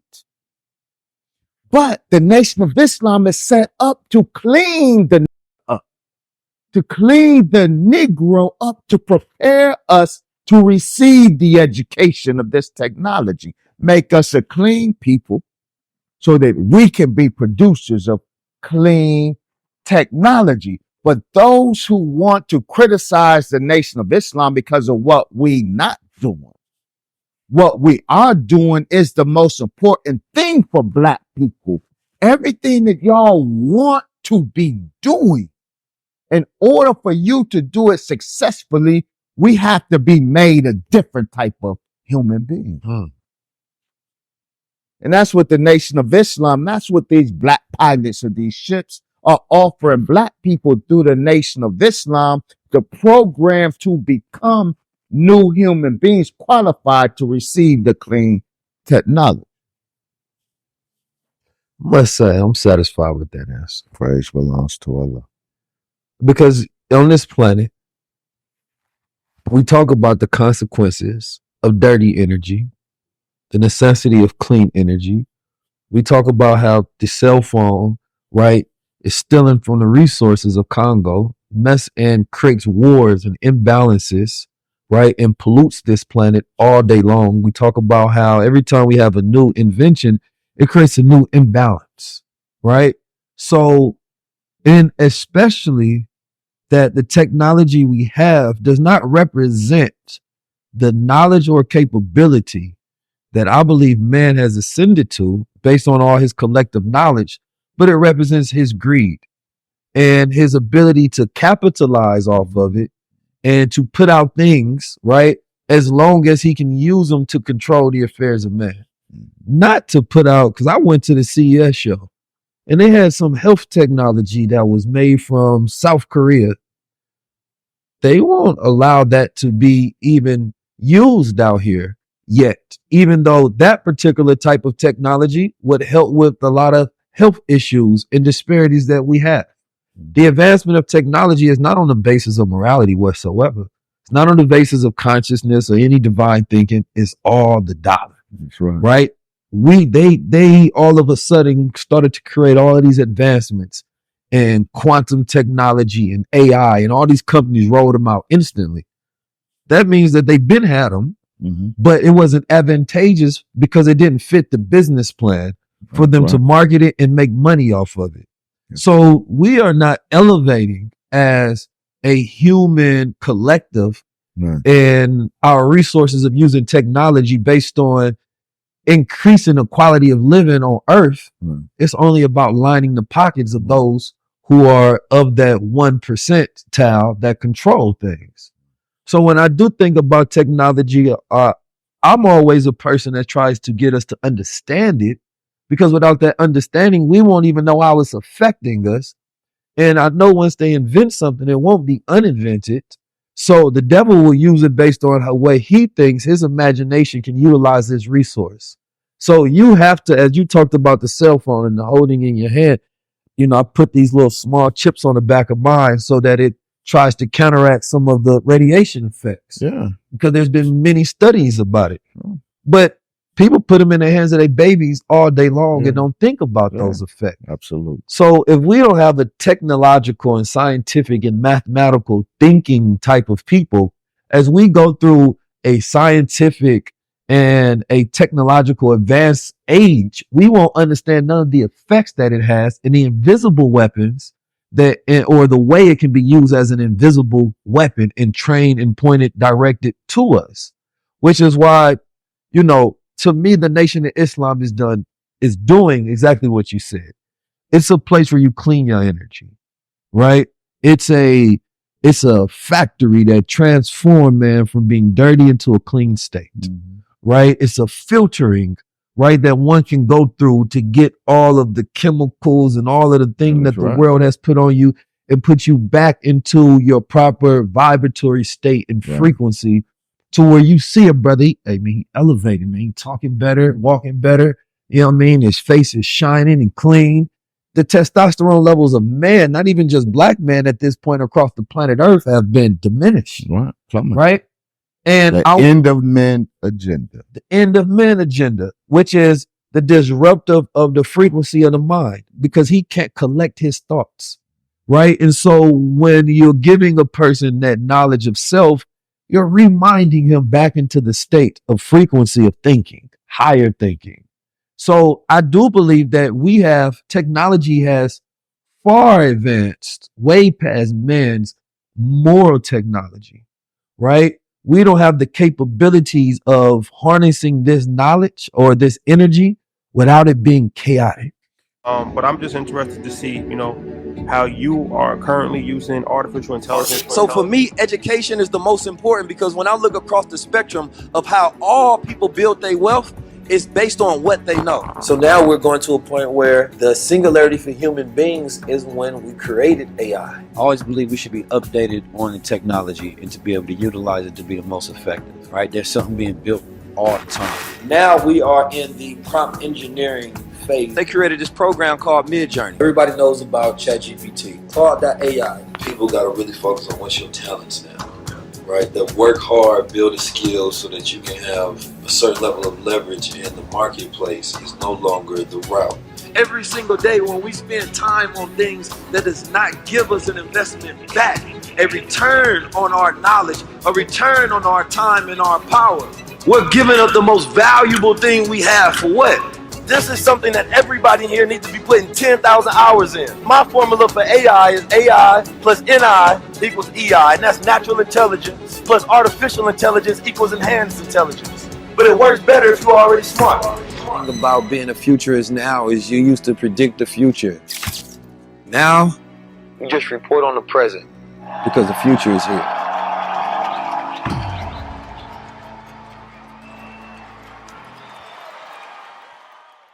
When you say man's moral technology, what are you alluding to? I'm speaking on our ability to stay in a righteous state without being corrupted. And which you would concede is not the technology of this world. No, the moral technology is not a physical thing. It's his spiritual understanding of self. Got it. Right? Got it. Religion could be a technology, if you will. Understood. But man's capability, like, you know, everybody wants to be spiritual, right? But nobody wants to have a spiritual understanding, right? And so I believe that we have evolved so much from an exterior standpoint, right? Our hardware has evolved. Women and, you know, people now focus on the exterior aesthetics, right? Of how to advance yourself, put filters on the faces, so many different things that focus on the exterior cosmetic reality, but none about the internal cosmetic reality, right? And so I think that technology has evolved way past, right, man's capability to morally filter and control it. Because to me, I look at it as an energy. It's too much energy to give to a man that's not ready, right? And we have to constantly be in an environment that reinforces that frequency, right? I look at praying in a frequency of 5 times is the constant reinforcing you, right? Getting back into that shape of mind, of thinking, right? Mother Tanetta talked about how she would read the Quran over and over and over and over so that her mind was in a certain vibratory state and frequency based on the rhythmatic pattern of the Quran, right? So therefore her thoughts would emanate in that same pattern as the frequency of her readings. But in our environments, we don't have many things that reinforce a godly frequency. Not the people, not the food, not the environments, the food we eat. Even if we have the correct knowledge on food, we don't have the right food, right?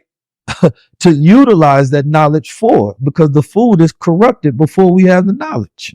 So now, brother, like, well, I'm going to drink this type of water, eat this. Well, the water is already corrupted. It's already tampered with. So the infrastructure of this world has been infested so deeply that it requires a complete cleansing and a clearing in order for even the knowledge that we have to be highly effective.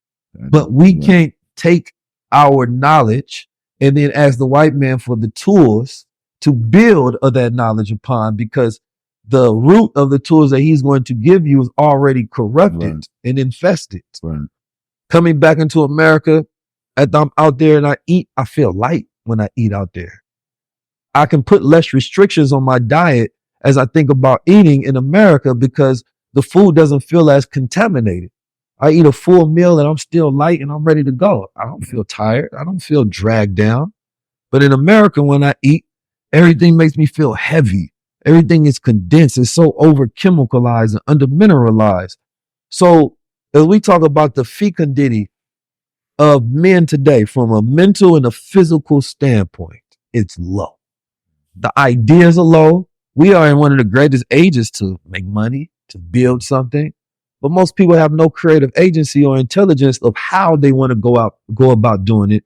Everybody has to be given an order, like a slave, like a drone, because you don't have that brilliance and that energy in the mind to power up this body. You're not getting enough sun. You're not getting enough light, enlightenment surrounding you so that you emanate. You talk about it in your book that the black God emanated at a higher frequency of light transmission or emission. Today, man, we dense in the dark. And so this is why it's hard for us to deal with such a heavy reality, because we don't have the energy to power up these beautiful bodies that we have. They're very limp. Black men today, I told you one time that you are like a testosterone shot, right? And testosterone is not just about, this physical brute. It gives you clarity. It gives you focus. Absolutely. It makes you willful. Absolutely. So with that being down, and this is what I want to get to as well, and I want to get back into this, but the bull, the black bull, right? That black bull being that representation of that fecundity, right? When I went to the Louvre, they got all these statues of the Greek gods, so-called Greek gods, and all of their great so-called philosophers. And they all in these zestified poses, right? and it's appropriate. Yeah. With, and they're naked, and in their nakedness, of course, they showing their testicles. And then you get to the African side, and when the brothers, what's the statue? Is it the god Men, where it is the erect god with the fist? The ichthyphallic and depiction of the god. Yes. So ancient Egypt. Their phallic depiction is a very minuscule depiction. And then when you get to the brother's side, it's the bull depiction, right? Which, a lot of jealousy seeds from. Because I imagine they didn't know that there was a problem. Their women didn't know there was a problem. But more than the physical attributes, it was the mental. How are y'all thinking like this? How are y'all charting stars? How are y'all building things? How are y'all using math? Why are you so creative? Why are you so rhythmatic? Well, I can never be like you, but maybe I can control your body. I can control your mind. I can harness your energy. That is my mastery. Well, my greatest trick will not be becoming you, because I can't. It will be controlling you, right? And so today, I believe the ultimate goal well, not the ultimate, but a goal, is the repowering up of the mind and the body of the black man in America. Because we are mentally, spiritually, physically lit. So how do we go about reinstating, and if you can, tell me what the bull means throughout antiquity and time. And if we can preference that to the original name of God, Allah, throughout time. Absolutely. There's so much. I want to speak to that, but I do want to get back to and respond to your God's advocate question, which is a good question. And if I don't answer it, then I'm sure many in your audience will say, he didn't answer the question. I'm going to answer the question. Allah will. The question of, well, you say the absence of a breathing apparatus on these grays is indicative that the narrative is bogus. Well, what if they technologically achieve that state in as terraforming? I want to address that. But I will start like this in terms of what you just, or that you just put on the table, which is great.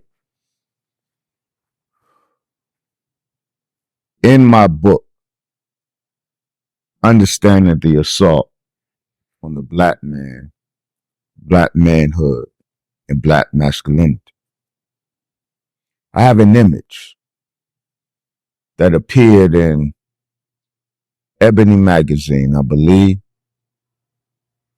It was 1967.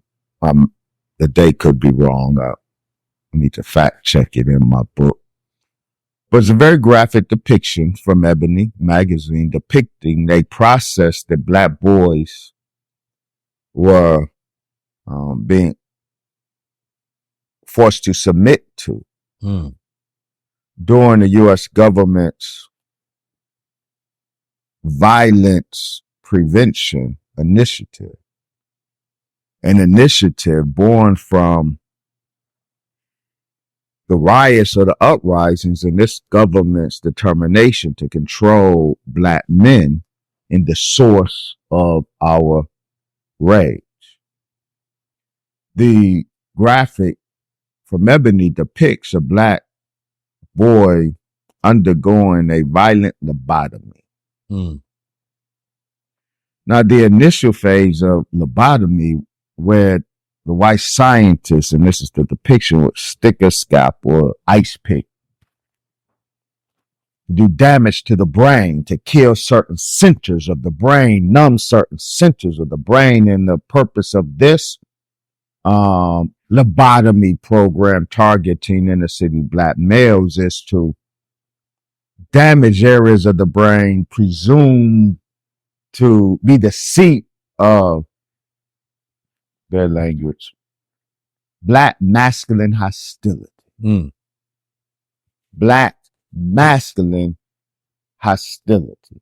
The hostility that erupted in the riots of the 60s, at the root of which were black men. The problem of the black men was their masculinity. It was hostile. So correct the problem by going at the root of the black masculine hostility, which they identified as certain parts of the brain. So they started doing lobotomies on black boys, sticking, at that time, physical ice picks in the brain to damage certain nodes. Okay. We documented that the government's program to target black masculine hostility, black masculinity, evolved from physical lobotomy to chemical lobotomy. See, it's all about numbing the divine mind of the black man. All the focus is on assaulting the mind of the black man. It's the source of, talked about that all-powerful power hormone, testosterone. the process of producing testosterone in the male body does not begin in the testicles. It begins in the brain. So all of the assault and that weaponized weed and the pot plot, that artificial THC, it targets the very area of the brain which sets off the process that leads to the production of that power hormone, testosterone. So the assault is on the brain of the black man. First physical lobotomy, then chemical lobotomy. Weaponized weed is a form of chemical lobotomy that targets black men. Then we've identified sonic lobotomy. How the music, the frequencies of the music have been weaponized to sonically lobotomize the listening, but in particular black men, because of course it's a music that targets our population, and in particular like trap music, which I'm a fan of, but it is what it is. With the 808s, that's there, that opens the door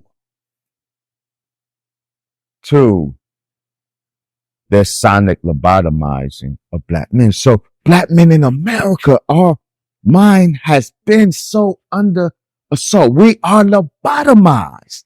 That's why we walk around so zombie-like. It is not incidental, it's deliberate. We are a lobotomized male population, the bull. Now be clear, the black god men, M-I-N, ancient Egypt. His signature representation is him standing erect, and his phallus is erect. It's called the ichthyphallic, erect phallic pose of the god. But the phallus, the ichthyphallic pose, while on the surface level, it represented his procreative powers.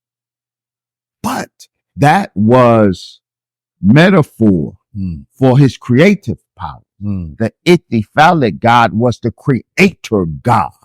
Because of course, the most honorable Elijah Muhammad teaches us that gestation in the womb of a woman, the development, the evolution of a fetus in the womb of a woman recapitulates God's self-creation in the womb of space and the creation of the universe. So procreation, embryology, is a sign of cosmogony, the creation of the cosmos, so the ichthyphallic form of God. God, as represented as the creator of the heavens and earth, he's depicted ichthyphallic with erect penis and depicted black in his zoomorphic form, or so-called animal attribute, because the ancients used creation to signify aspects of the creator. And the black bull was the paramount animal attribute of the creator God. Now, by black bull, we're talking about the bull that no longer exists in reality. The oryx bull, not any bull that's found on any farm or in any forest. The oryx bull was one of the mega beasts of the old world. It was the god of the earthly animals at that time. It was a huge animal, a mega beast, and had a beautiful black hide, and that black hide symbolized the black skin of the black god. And it alluded to the material creation, that tohu wabohu, the blackness of the bull, spoke to the noon of Egypt, the Apsu of Sumerian cosmology, that black matter that the creator God used to produce his black body. Now, let me say this, if I may. Going back to this extraterrestrial, the bogusness of the extraterrestrial hypothesis. Sure, we know the West would like to terraform Mars. They just put out, they're soliciting volunteers to undergo some training and experiment because they hope to plant humans on Mars. They got to terraform Mars because they can't go to Mars today. Right. See, the whole point of the need to terraform Mars in order to make it acceptable as a human colony makes the point. No one has presented any evidence of any grade of Earth's atmosphere being terraformed. Now, yet the hypothetical, but we're not talking hypotheticals. I'm speaking about alleged accounts of encounters today in this current form of terror, form of Earth, with our current atmosphere that is your and my atmosphere. We still breathing this atmosphere. We are still dependent on the terraform of Earth right now. So we know this planet has not been terraformed to accommodate extraterrestrials. But yet, the not hypothetical accounts, but alleged real accounts of extraterrestrials comfortably existing in Earth's atmosphere like you and I are. And even so ridiculous as to say the Roswell Gray, oh yeah, he favors strawberry ice cream. See, they trolling. They are trolling the ufologists. See, let me see how stupid you really are. I'm going to put it out there and see how many of y'all bite. So while theoretically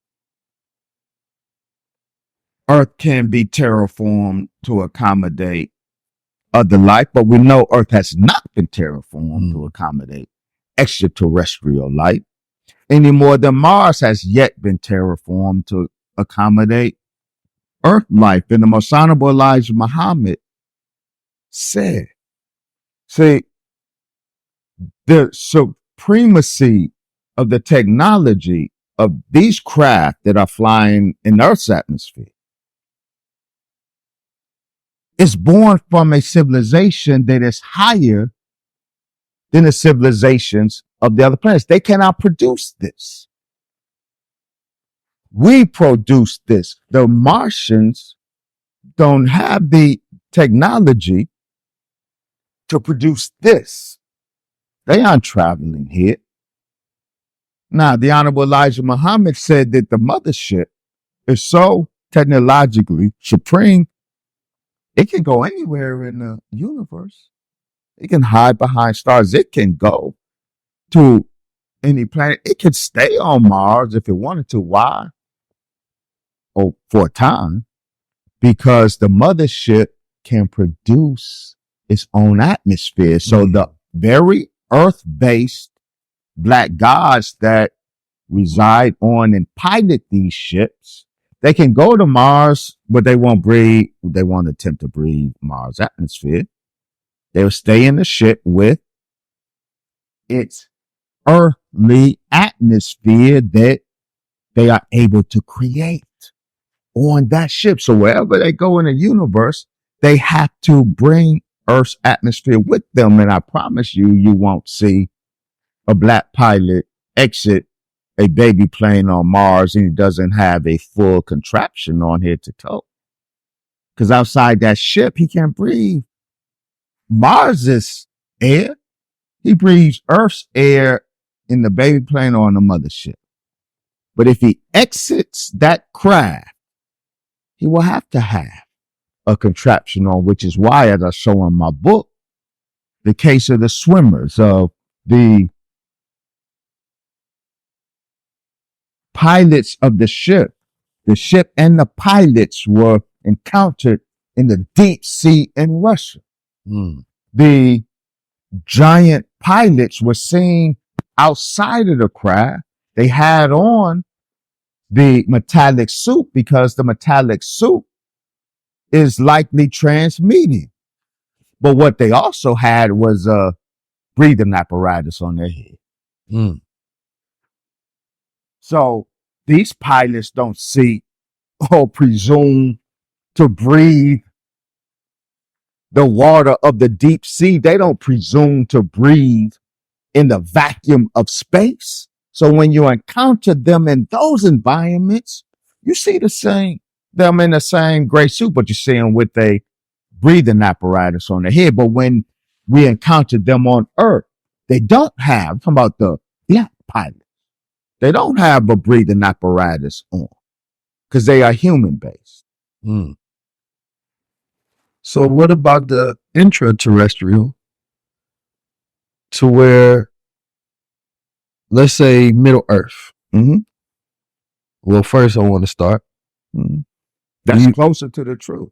Cryptoterrestrials are closer to the truth than extraterrestrials. You say cryptoterrestrials. Cryptoterrestrials, hidden terrestrials, a civilization of terrestrial beings that are hidden from larger society, and they tend to be discussed in the context of Middle Earth, the hollow Earth. So then it could be, I guess, possible that the atmosphere of hollow Earth. I guess it would have to be the same atmosphere as the Earth and the air that we breathe today. But we have so much undiscovered aspects of this planet when it comes to the water, when it comes to, inner Earth, that how do we not know? The same way on Earth, we made so many advancements in the last decade, right? How do we know what advancements have been made in the last decade when they start to reach technological peaks? Because the question is the knowledge that was created or the knowledge that was used rather to create the mothership, is that hidden from everybody throughout all the universe? Or is there some people who have access to that? Is there bloodlines that have access to that? Is there a special amount of people? Do those who pilot the ships, are they able to share that knowledge with certain places? Or how do those people become qualified for that knowledge? Right? Because if there was a people that was then qualified for that knowledge, then they would have the ability to then create those ships, which would branch off narratives of these planets or these species of people coming in and out of Earth atmosphere, which leaves the possibility of these sightings that people say that they saw. So it absolutely is a secret technology and has been since that planetary catastrophe that I mentioned earlier. Which you speaking upon the deportation of the moon. Deportation of the moon, the nuclear explosion, that resulted in parts of the mantle of the Earth being ejected out in space, eventually forming the moon. Mars before that was the moon for the original, the old Earth. So everything changed in terms of the workings of the planet changed after that. And one key change is before that, God and technology and all of this stuff was open and public. After that time, God and everything associated with him became al-ghaib in Arabic, the hidden. It became secret. So the bloodline, there has been a bloodline since then that produced the God. Most Honorable Elijah Muhammad says, and I spoke earlier on the government established in the holy city of Mecca. It's a government of 12 men. The Honorable Elijah Muhammad described them as the 12 major scientists. In the Annunaki, the Sumerians talk about the 12, the council of 12 among the Anunnaki gods, but not just Sumerian Anunnaki, all of religion. Certainly all ancient religion is anchored in the acknowledgement and the worship of this council of 12 gods rooted in Mecca. The 12 men who occupied those 12 seats of supreme power in the universe, they passed that seat from father to son. Among the 12, one is supreme over all of them. That's the supreme being, not just of earth, but the Lord of all the worlds. So that's why the Quran uses that language. There are other worlds, but Allah is the Lord of all the worlds, all 9 planets. Before you finish, why aren't there any women on council? Well, there are now. But it's very new. It has always been for 66 trillion years, 12 men that occupy the inner circle. And then there was an outer circle of 12 men, 12 minor scientists making 24. These were all men. And their seat was passed from father to son. The supreme being was always a man. The Most Honorable Elijah Muhammad teaches us that man is God's first self. Woman is God's second self. And he teaches us what that means. Of course, the God that self-created himself 76 trillion years ago, the creator of heaven and earth. When we as Muslims say, surely I have turned myself to him who originated the heavens and the earth.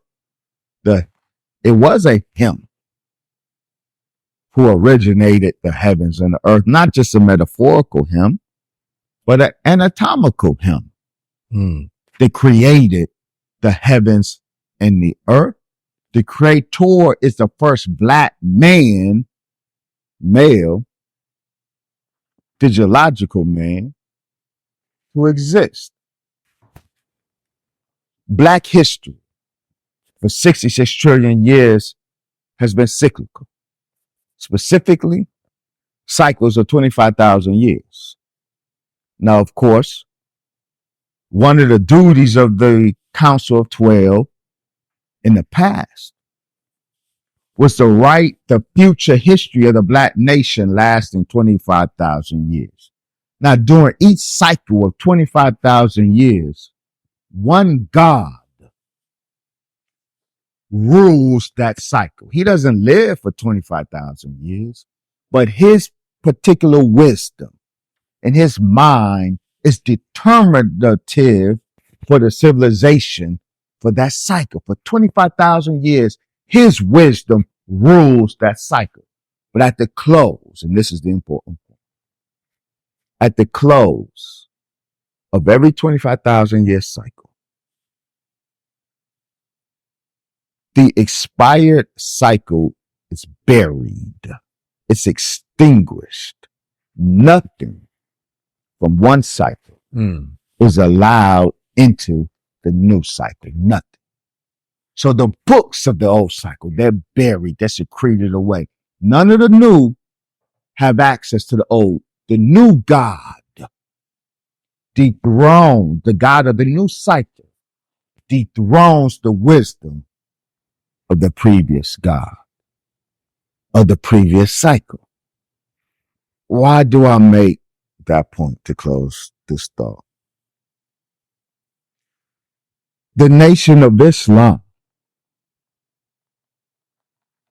our way of life, the hardships of it,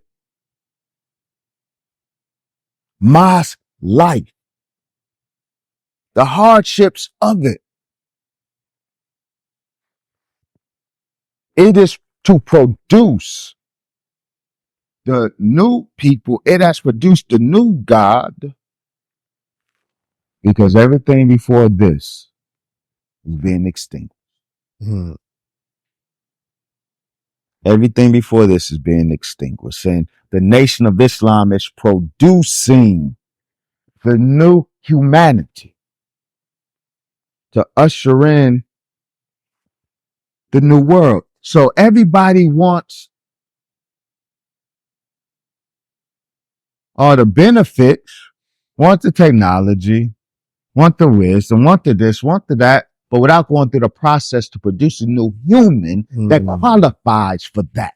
You got to come through these doors of the mosque of the Nation of Islam to qualify for that. You got to suffer the life of being an FOI and an MGT. And yeah, that's suffering. This thing is hard. That's why the millions of black people ain't beating down our doors. We don't want you to. We can't accommodate you.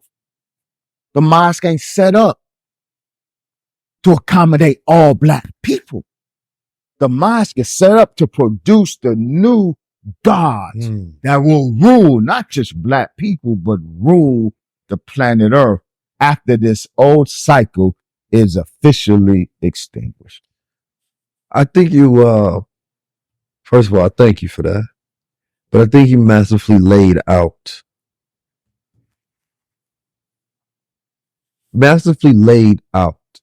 the benefits of the Nation of Islam and the entirety of the point of the Nation of Islam, especially as because I talk about planetary affairs previously, that we have become a people who only complain about how, not all of us, but how those who decided to be inside the role as planetary masters handle their affairs, but does not want to step into the role of planetary masters over the affair. Right.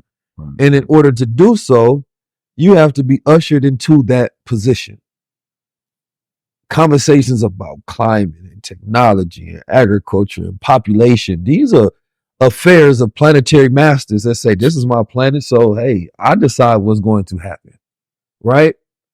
And as I think about the Nation of Islam, seems to be a ship, if you will, in itself. That stepping into the mosque is stepping into the mothership, right? Where it is a spiritual terraforming, where there's a certain atmosphere that exists. And that atmosphere, as you breathe it in, changes your mental and spiritual condition to allow you to become a new person, so that the bloodline that comes from that people can now have an ascension, so that this planet is not left with the same trauma, epigenetic issues and problems that come from this world. It has to be if you will, a bloodline that is clean. And I know even saying that, people can take it however they want to, but we know that our blood is not clean. That is correct. We know that there's so much trauma that we inherit that you may get over your issues of problems that you created for yourself in your own life. But then you have the lives, the inherited problems, right, that you have to cleanse out. And if you are not equipped to deal with that cleansing, because I heard the Honorable Minister Louis Farrakhan speak upon the fact that there are certain things that are bigger than the power of one individual man, that it requires a collective in order to face, right? And if people always hit me with that. What is the nation doing? What is this? And I'm like, you're not even part of the nation to know what they're doing or to be a part of the benefits, or you don't even believe in it whatsoever. To ask, that's like, you know, I don't consider myself to be political, but I'm not about to go around asking Republicans, what are you doing for me? Right. Because I don't consider myself to be a Republican or a Democrat. I consider myself to be a self-savior, to where we was taught to do for self. So we have to handle our own affairs. If I want to be a part of that, then I get the benefits of it. Right. But you can't get benefits, or even the same thing as you can't get protection unless you follow the orders that allow you to get protection, because protection is something that happens before the harm is done. So I think that we have this thing, as you said, we want all the benefits of membership without being members. And this is the spoiling that we've gotten, because the devil gives us nothing, which is his benefits. That's right. You know what I'm saying? And we feel as if he's giving us more than God, but he's robbing you of all of your inheritance, because the quality of living for Black people in America is a standard of hell. And anything just slightly above that hell, they feel like they're in heaven. But they suffer from a difference, because that suffering doesn't come with a reward. The suffering that comes with the reward is a true sacrifice. That's right. Right? But you are the sacrifice if the suffering doesn't come with a reward, because the suffering is to make sacred. So when we make our time sacred, because, you know, it's that whole thing of straddling the fence, right? I think about this all the time throughout my whole life, because I grew up in multiple paradigms, right? Growing up in Oakland, I seen Black men who did straddle the fence, right? Then I see the Nation of Islam, and I had two references to look at as a child, because my mother was in the Nation of Islam, but my father, right, was in, if you will, your Black Muslim bakery, right? Which was more of a, I always call it a Black mafia, Black Muslim mafia. To me, on this side, it was a focus of business and power mixed with spirituality and the teachings of the Honorable Elijah Muhammad, but moral corruption, right? And on this side, it was, the main premise was the spiritual remoralization and the maintaining of that throughout and over time, right? And there's this balance where there's a spiritual and a physical balance that we haven't learned how to walk that tightrope. It's either you learn how to get money and you spiritually suffer, or you learn how to be spiritual giant and then you suffer in the physical world because you don't know how to make amends with conscious capitalism, if you will. So the world that we live in today, Black people in America are a first of a people. We are a mixed people. You go look at anybody's bloodline and you're going to see percentages, right, of different haploid groups and DNA throughout the world. There's not just, oh, I'm from Africa. Oh, I'm from here. You are a mixture. But if I look at the world starts off with this dark energy, dark melanated Black men. Then at some point in time in the timeline, the grafting process, and then you have different color spectrums that come out. And to me, each one of these represents an energy. And this is what I want to ask you, actually, before I make a conclusive statement as far as my thought. But if I look at the energy, that amount of power that we house as pure Black gods seem to be too powerful for us, that we have to release some of that, right? And in that releasing, you get the other frequencies, right? Which means to me is I need to put up a mirror to understand what is this power I have, right? Now you have two opposite sides of the spectrum, one that represents that which come out of you, that element that you get to study and understand. Then you have the mixture of those two elements within themselves, right? And in that mixture, you get, for me, a balance, which are Black people in America who went through hundreds of years of this mixing process. And now coming out of that, we have to settle. We have to settle into an understanding of how do we deal with these sides of ourselves to where we can master, right, the mental or the spiritual and the physical world, right? And coming to terms with our power has always been, I look at it as an issue because we are so powerful. We've given up our power in many ways because we didn't want to recognize our own power. You telling me I made this? No, it couldn't have been me. That had to be this thing. That had to be that thing. So we've come up with these external entities so that we don't have to deal with the fact that it's your responsibility, that you are God, right? That we've studied deep into layers of physics and cracked atoms.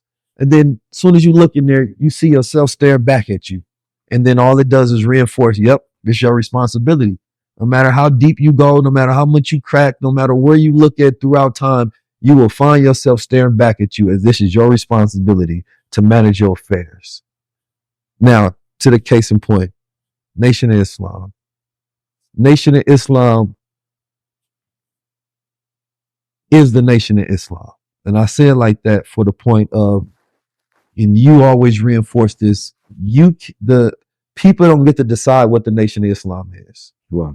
It has always been what it is. It has always stated the point of what it is. Right. And it always done its job. You can't show me another place in time, and another, for lack of better words, organization or institute that creates black families. Right. Right. Absolutely. It just don't exist. And our Absolutely. biggest problem is the lack of black family. The Absolutely. black family is dead in America. Absolutely. But where it is rising, where I see brothers saying, bro, I was a virgin when I met my wife. To me, that's one of the most powerful things because the stigmas don't exist inside that world. That's like right. you stepping on another planet. That's right. And you can't ignore that as success. That's when you, right. especially when you look out and see every other of us suffering. That's Black right. men and women are at war with each other. That's not a Nation of Islam problem. Sure, That's there's right. politics. Sure, there's human affairs. Right. But Right. the Right. point of it is to correct the conditions That's of the right. human affairs.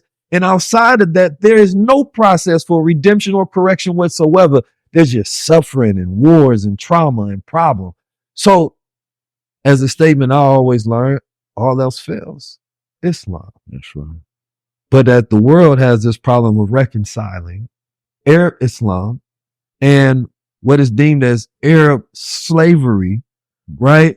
And they put the Islamic brush over slavery and say that for you to believe in Islam, you are an Arab slave of the Islam that has programmed you from the time that your people were slaves and they gave you their religion. So they do know knowledge into the origins of Islam whatsoever, right? So the issues that they mostly have with black, well, the Nation of Islam, number one, they don't want to give up that pork and that white woman, right?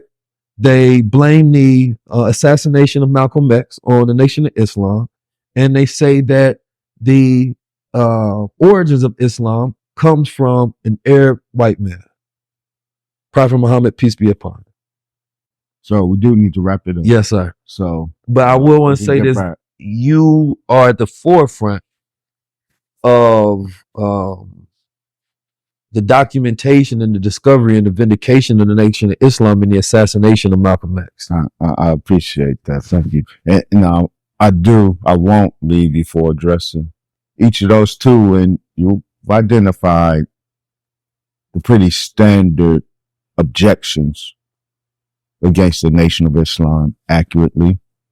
First, of course, Islam being a white Arab religion that was imposed on black people through the Eastern slave trade versus the Western slave trade. Of course, I debunked that myth in my book, Black Arabia and the African Origin of Islam.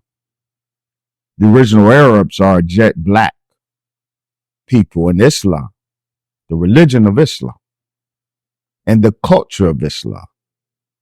Because Islam was never a religion until religions began to creep up on the planet. And so Islam was represented to the human family as a religion.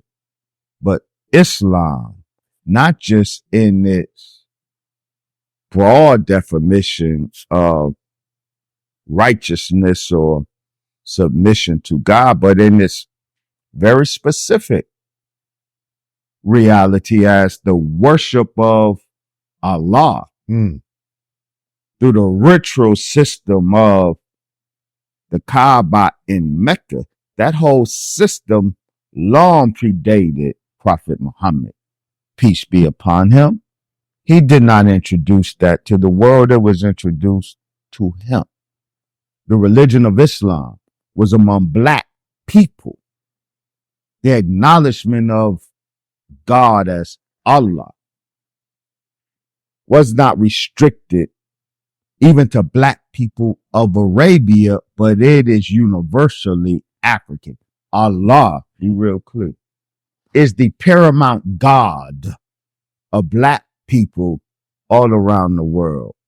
Allah is a black God of Africa. In fact, so-called traditional African religion can be shown to be rooted in the sacred science of the black God named Allah. So, no, we, the Nation of Islam, are not offering a white Arab religion in exchange for a white European religion, Christianity. If Islam originated with white Arabs, I would not be much interested in it personally. The fact of the matter is, it was not. The white Arabs inherited and hijacked the Islam that they encountered among the original black inhabitants of Arabia. And we documented that in our book, Black Arabia and the African Origin of Islam, too.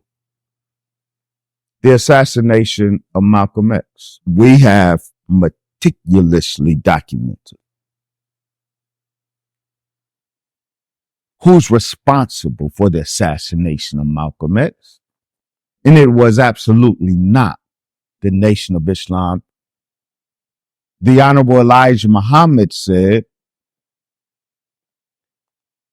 don't touch Malcolm X. President Lyndon Johnson said to his FBI director, J. Edgar Hoover, put the quietus on Malcolm X. But the quietus is a Latin euphemism that means terminate, silence Malcolm X. You looking at the Black House in Hyde Park in Chicago for the kill order on Malcolm X, and you could never find it, and you never have found it. All of the wiretaps that was in the palace where the Honorable Elijah Muhammad did all of his business, all of the thousands of FBI documents that have been released, you never find a kill order from the Black House against Malcolm X, but we got the kill order from the White House in Washington, D.C., from President Johnson against Malcolm X, and it was carried out. We documented that the executors of the plot, while the kill order came from the White House itself,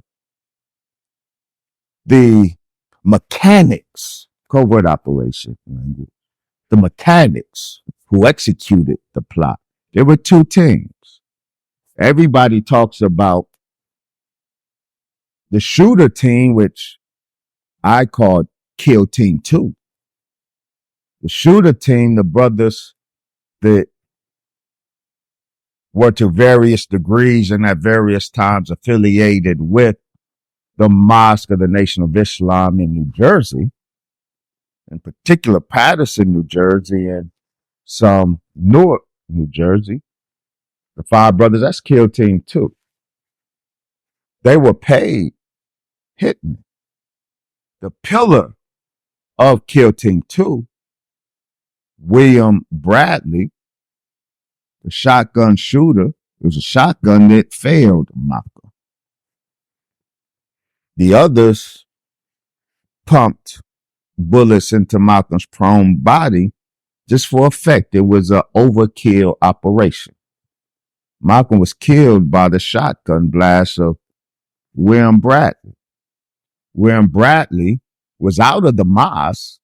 He had at one time been a lieutenant in the mosque, but he was kicked out of the nation, as was Talmadge Hare, and they both were put on that time for the same reason. Beating up, putting hands on that for why? That violates our code of conduct. That's why William Bradley showed up to the assassination, donning a full beard. He had been out of the nation. But before, even above and beyond that, William Bradley showed up at the Autobahn with a shotgun, not as a fanatical Muslim, but as an obedient intelligence operative of the U.S. government. We've documented William Bradley's intelligence connections, a machine gunner, a weapons expert for the U.S. Marines, who got such high reviews from his commanders that once discharged from the Marines, he was given a special privilege to get Green Beret training from the Army in order to conduct a covert operation. That's how it's done. It's called sheep dipping. So when Bradley showed up with a shotgun on orders of the people carrying out the kill order by President Johnson, he wasn't following the orders from Chicago, from the Honorable Elijah Muhammad. But that 5-man kill team, or 5-man shooter team, kill team 2, could not have executed their part of the plot except kill team 1 executed their part of the plot. Kill team 1 is what I call the Judas team. It was a 5-man team too. But these 5 men were those who were around Malcolm. It was Malcolm's lieutenants. They are the ones that made it possible for William Bradley to walk up in Autobahn with a shotgun. They are the ones that made it possible for Leon Davis to walk up in there with a Luger, and Benjamin Thomas to walk up in there with a Luger, and Talmadge Hare to walk up in there with a 45. So they gave the order to do no searching. They gave the orders to do no searching, not Malcolm. They gave the order for the loyal followers to not bring weapons on that day, but all the Judas team had guns on them. Malcolm had a gun on him. Malcolm was serious about protecting his life. He didn't give no search, no guns order. He had a gun on him, and it was lifted from his dead body on the stage. And you see it on video, but most don't know what we're looking at. The Judas team, they are the ones. They not only ensured the security stripping of Malcolm, they facilitated the getaway. They're the reason the door right of the stage was unlocked and it was supposed to be locked. And that unlocked door was the door that undercover bossy officer Ray Wood made his escape in. Both the Judas team, kill team 1, and the shooter team, kill team 2, both of them worked for the same master.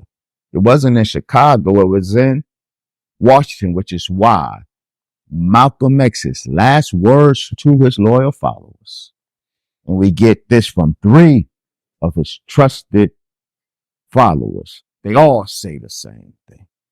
That a few days before he died, of course, his house was firebombed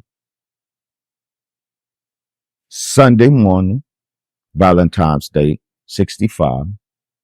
Monday night, he mounted the rostrum angry. Somebody just firebombed his home with his wife and children in it. Any man deserving of that title would be very angry. He mounted a rostrum Monday night and famously or infamously claimed that the nation, my Home was bombed on the orders of Elijah Muhammad, the Nation of Islam did, and we run that. But by Wednesday, he had totally come to his senses. Mm.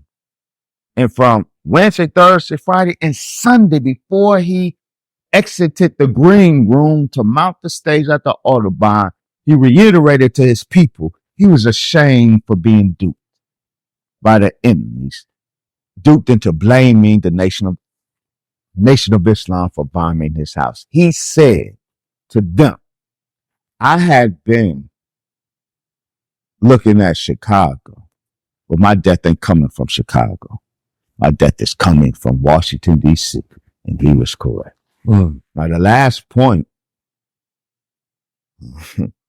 not you, but the generic you is still doing white girls and pork.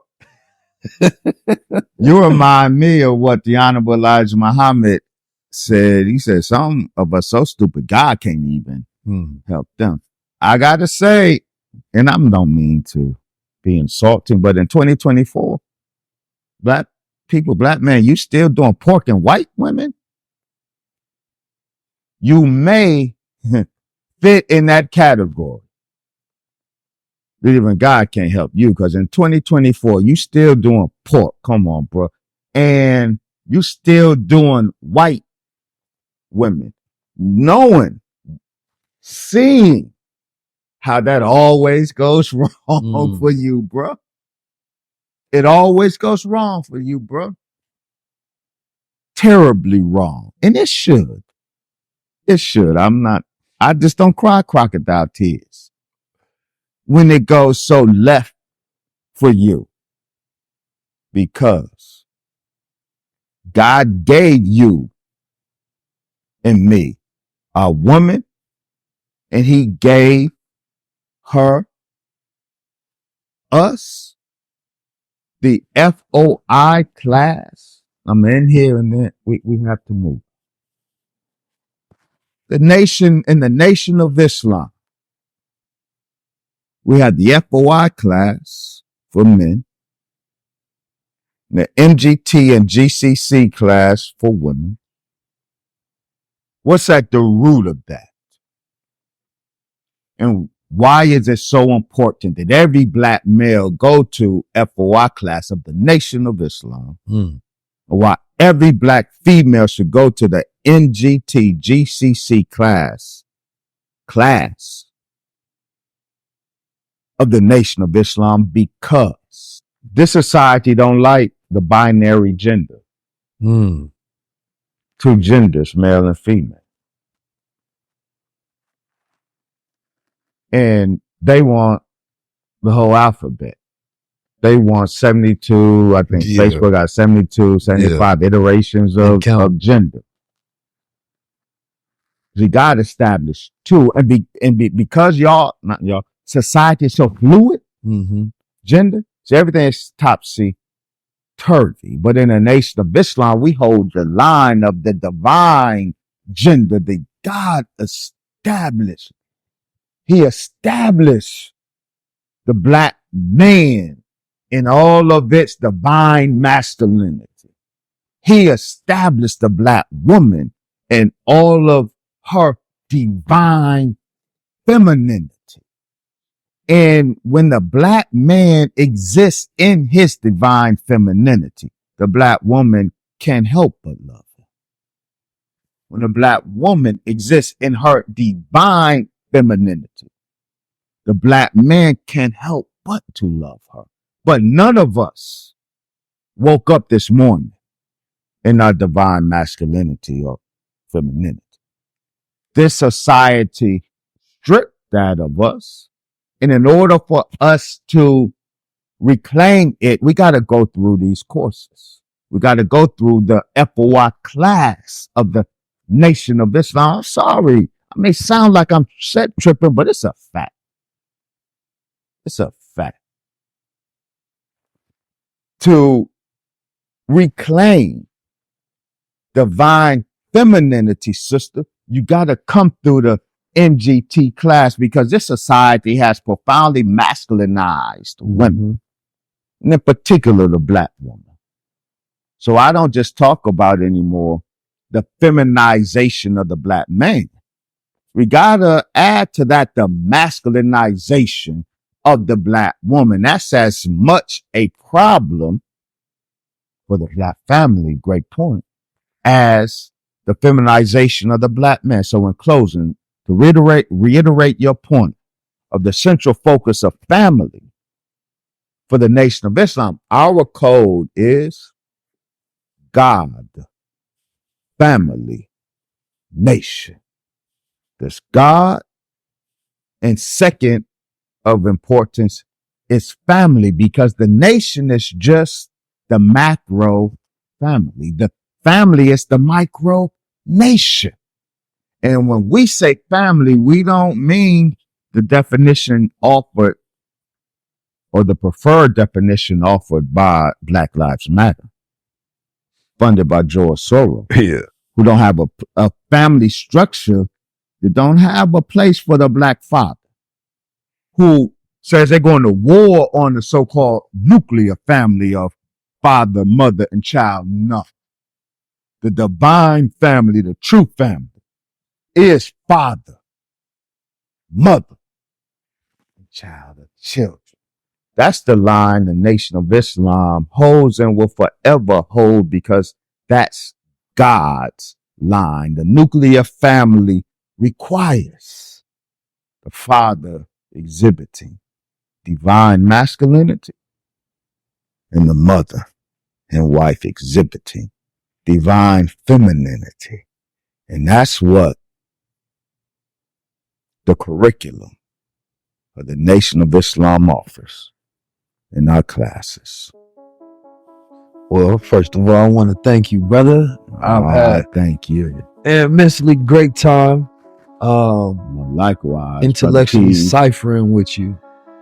It is hours and hours and hours and more conversation that I can continue to have with you on step by step, section to section in both of these books and in the books you have over there, and we can go forever. But I just want people, as you listen and observe, as it is with all the conversations, I know we went very high level, right? You have to do your own research. You can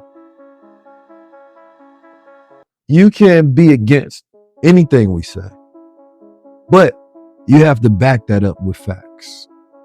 And what typically happens when a person tries to disprove you, they convert themselves.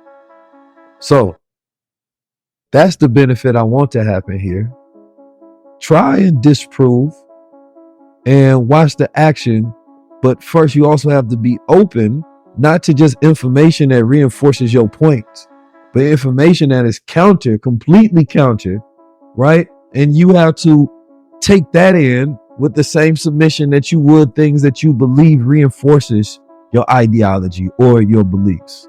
The Nation of Islam has existed as the most successful institution for Black Reformation. And even those who are in disagreement with possibly the ideology or beliefs or whatever, they do have that agreement. And that's been throughout time. So this has been another high level conversation. Make sure you tap in and put these weapons in your arsenal as well. By my good brother, Dr. Wesley Muhammad. Thank you for being here. Thank you for having me. Yes, sir. Peace, God. Peace, God.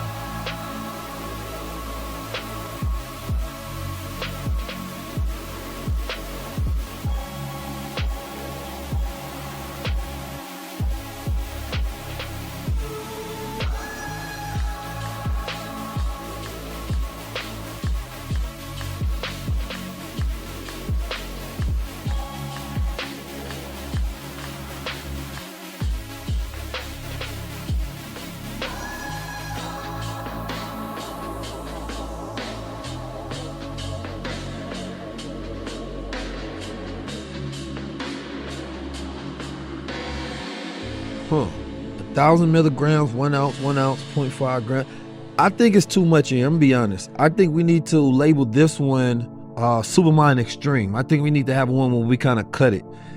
This is the disclaimer I got to do for this product. If you take this product, it's a supercharged product. It's not one of the ones to where, you know, you just take and you chill mode. It's one of the ones you take and you super focused. Mental acuity is growing. You can feel like you remembering things from your childhood that you never knew before.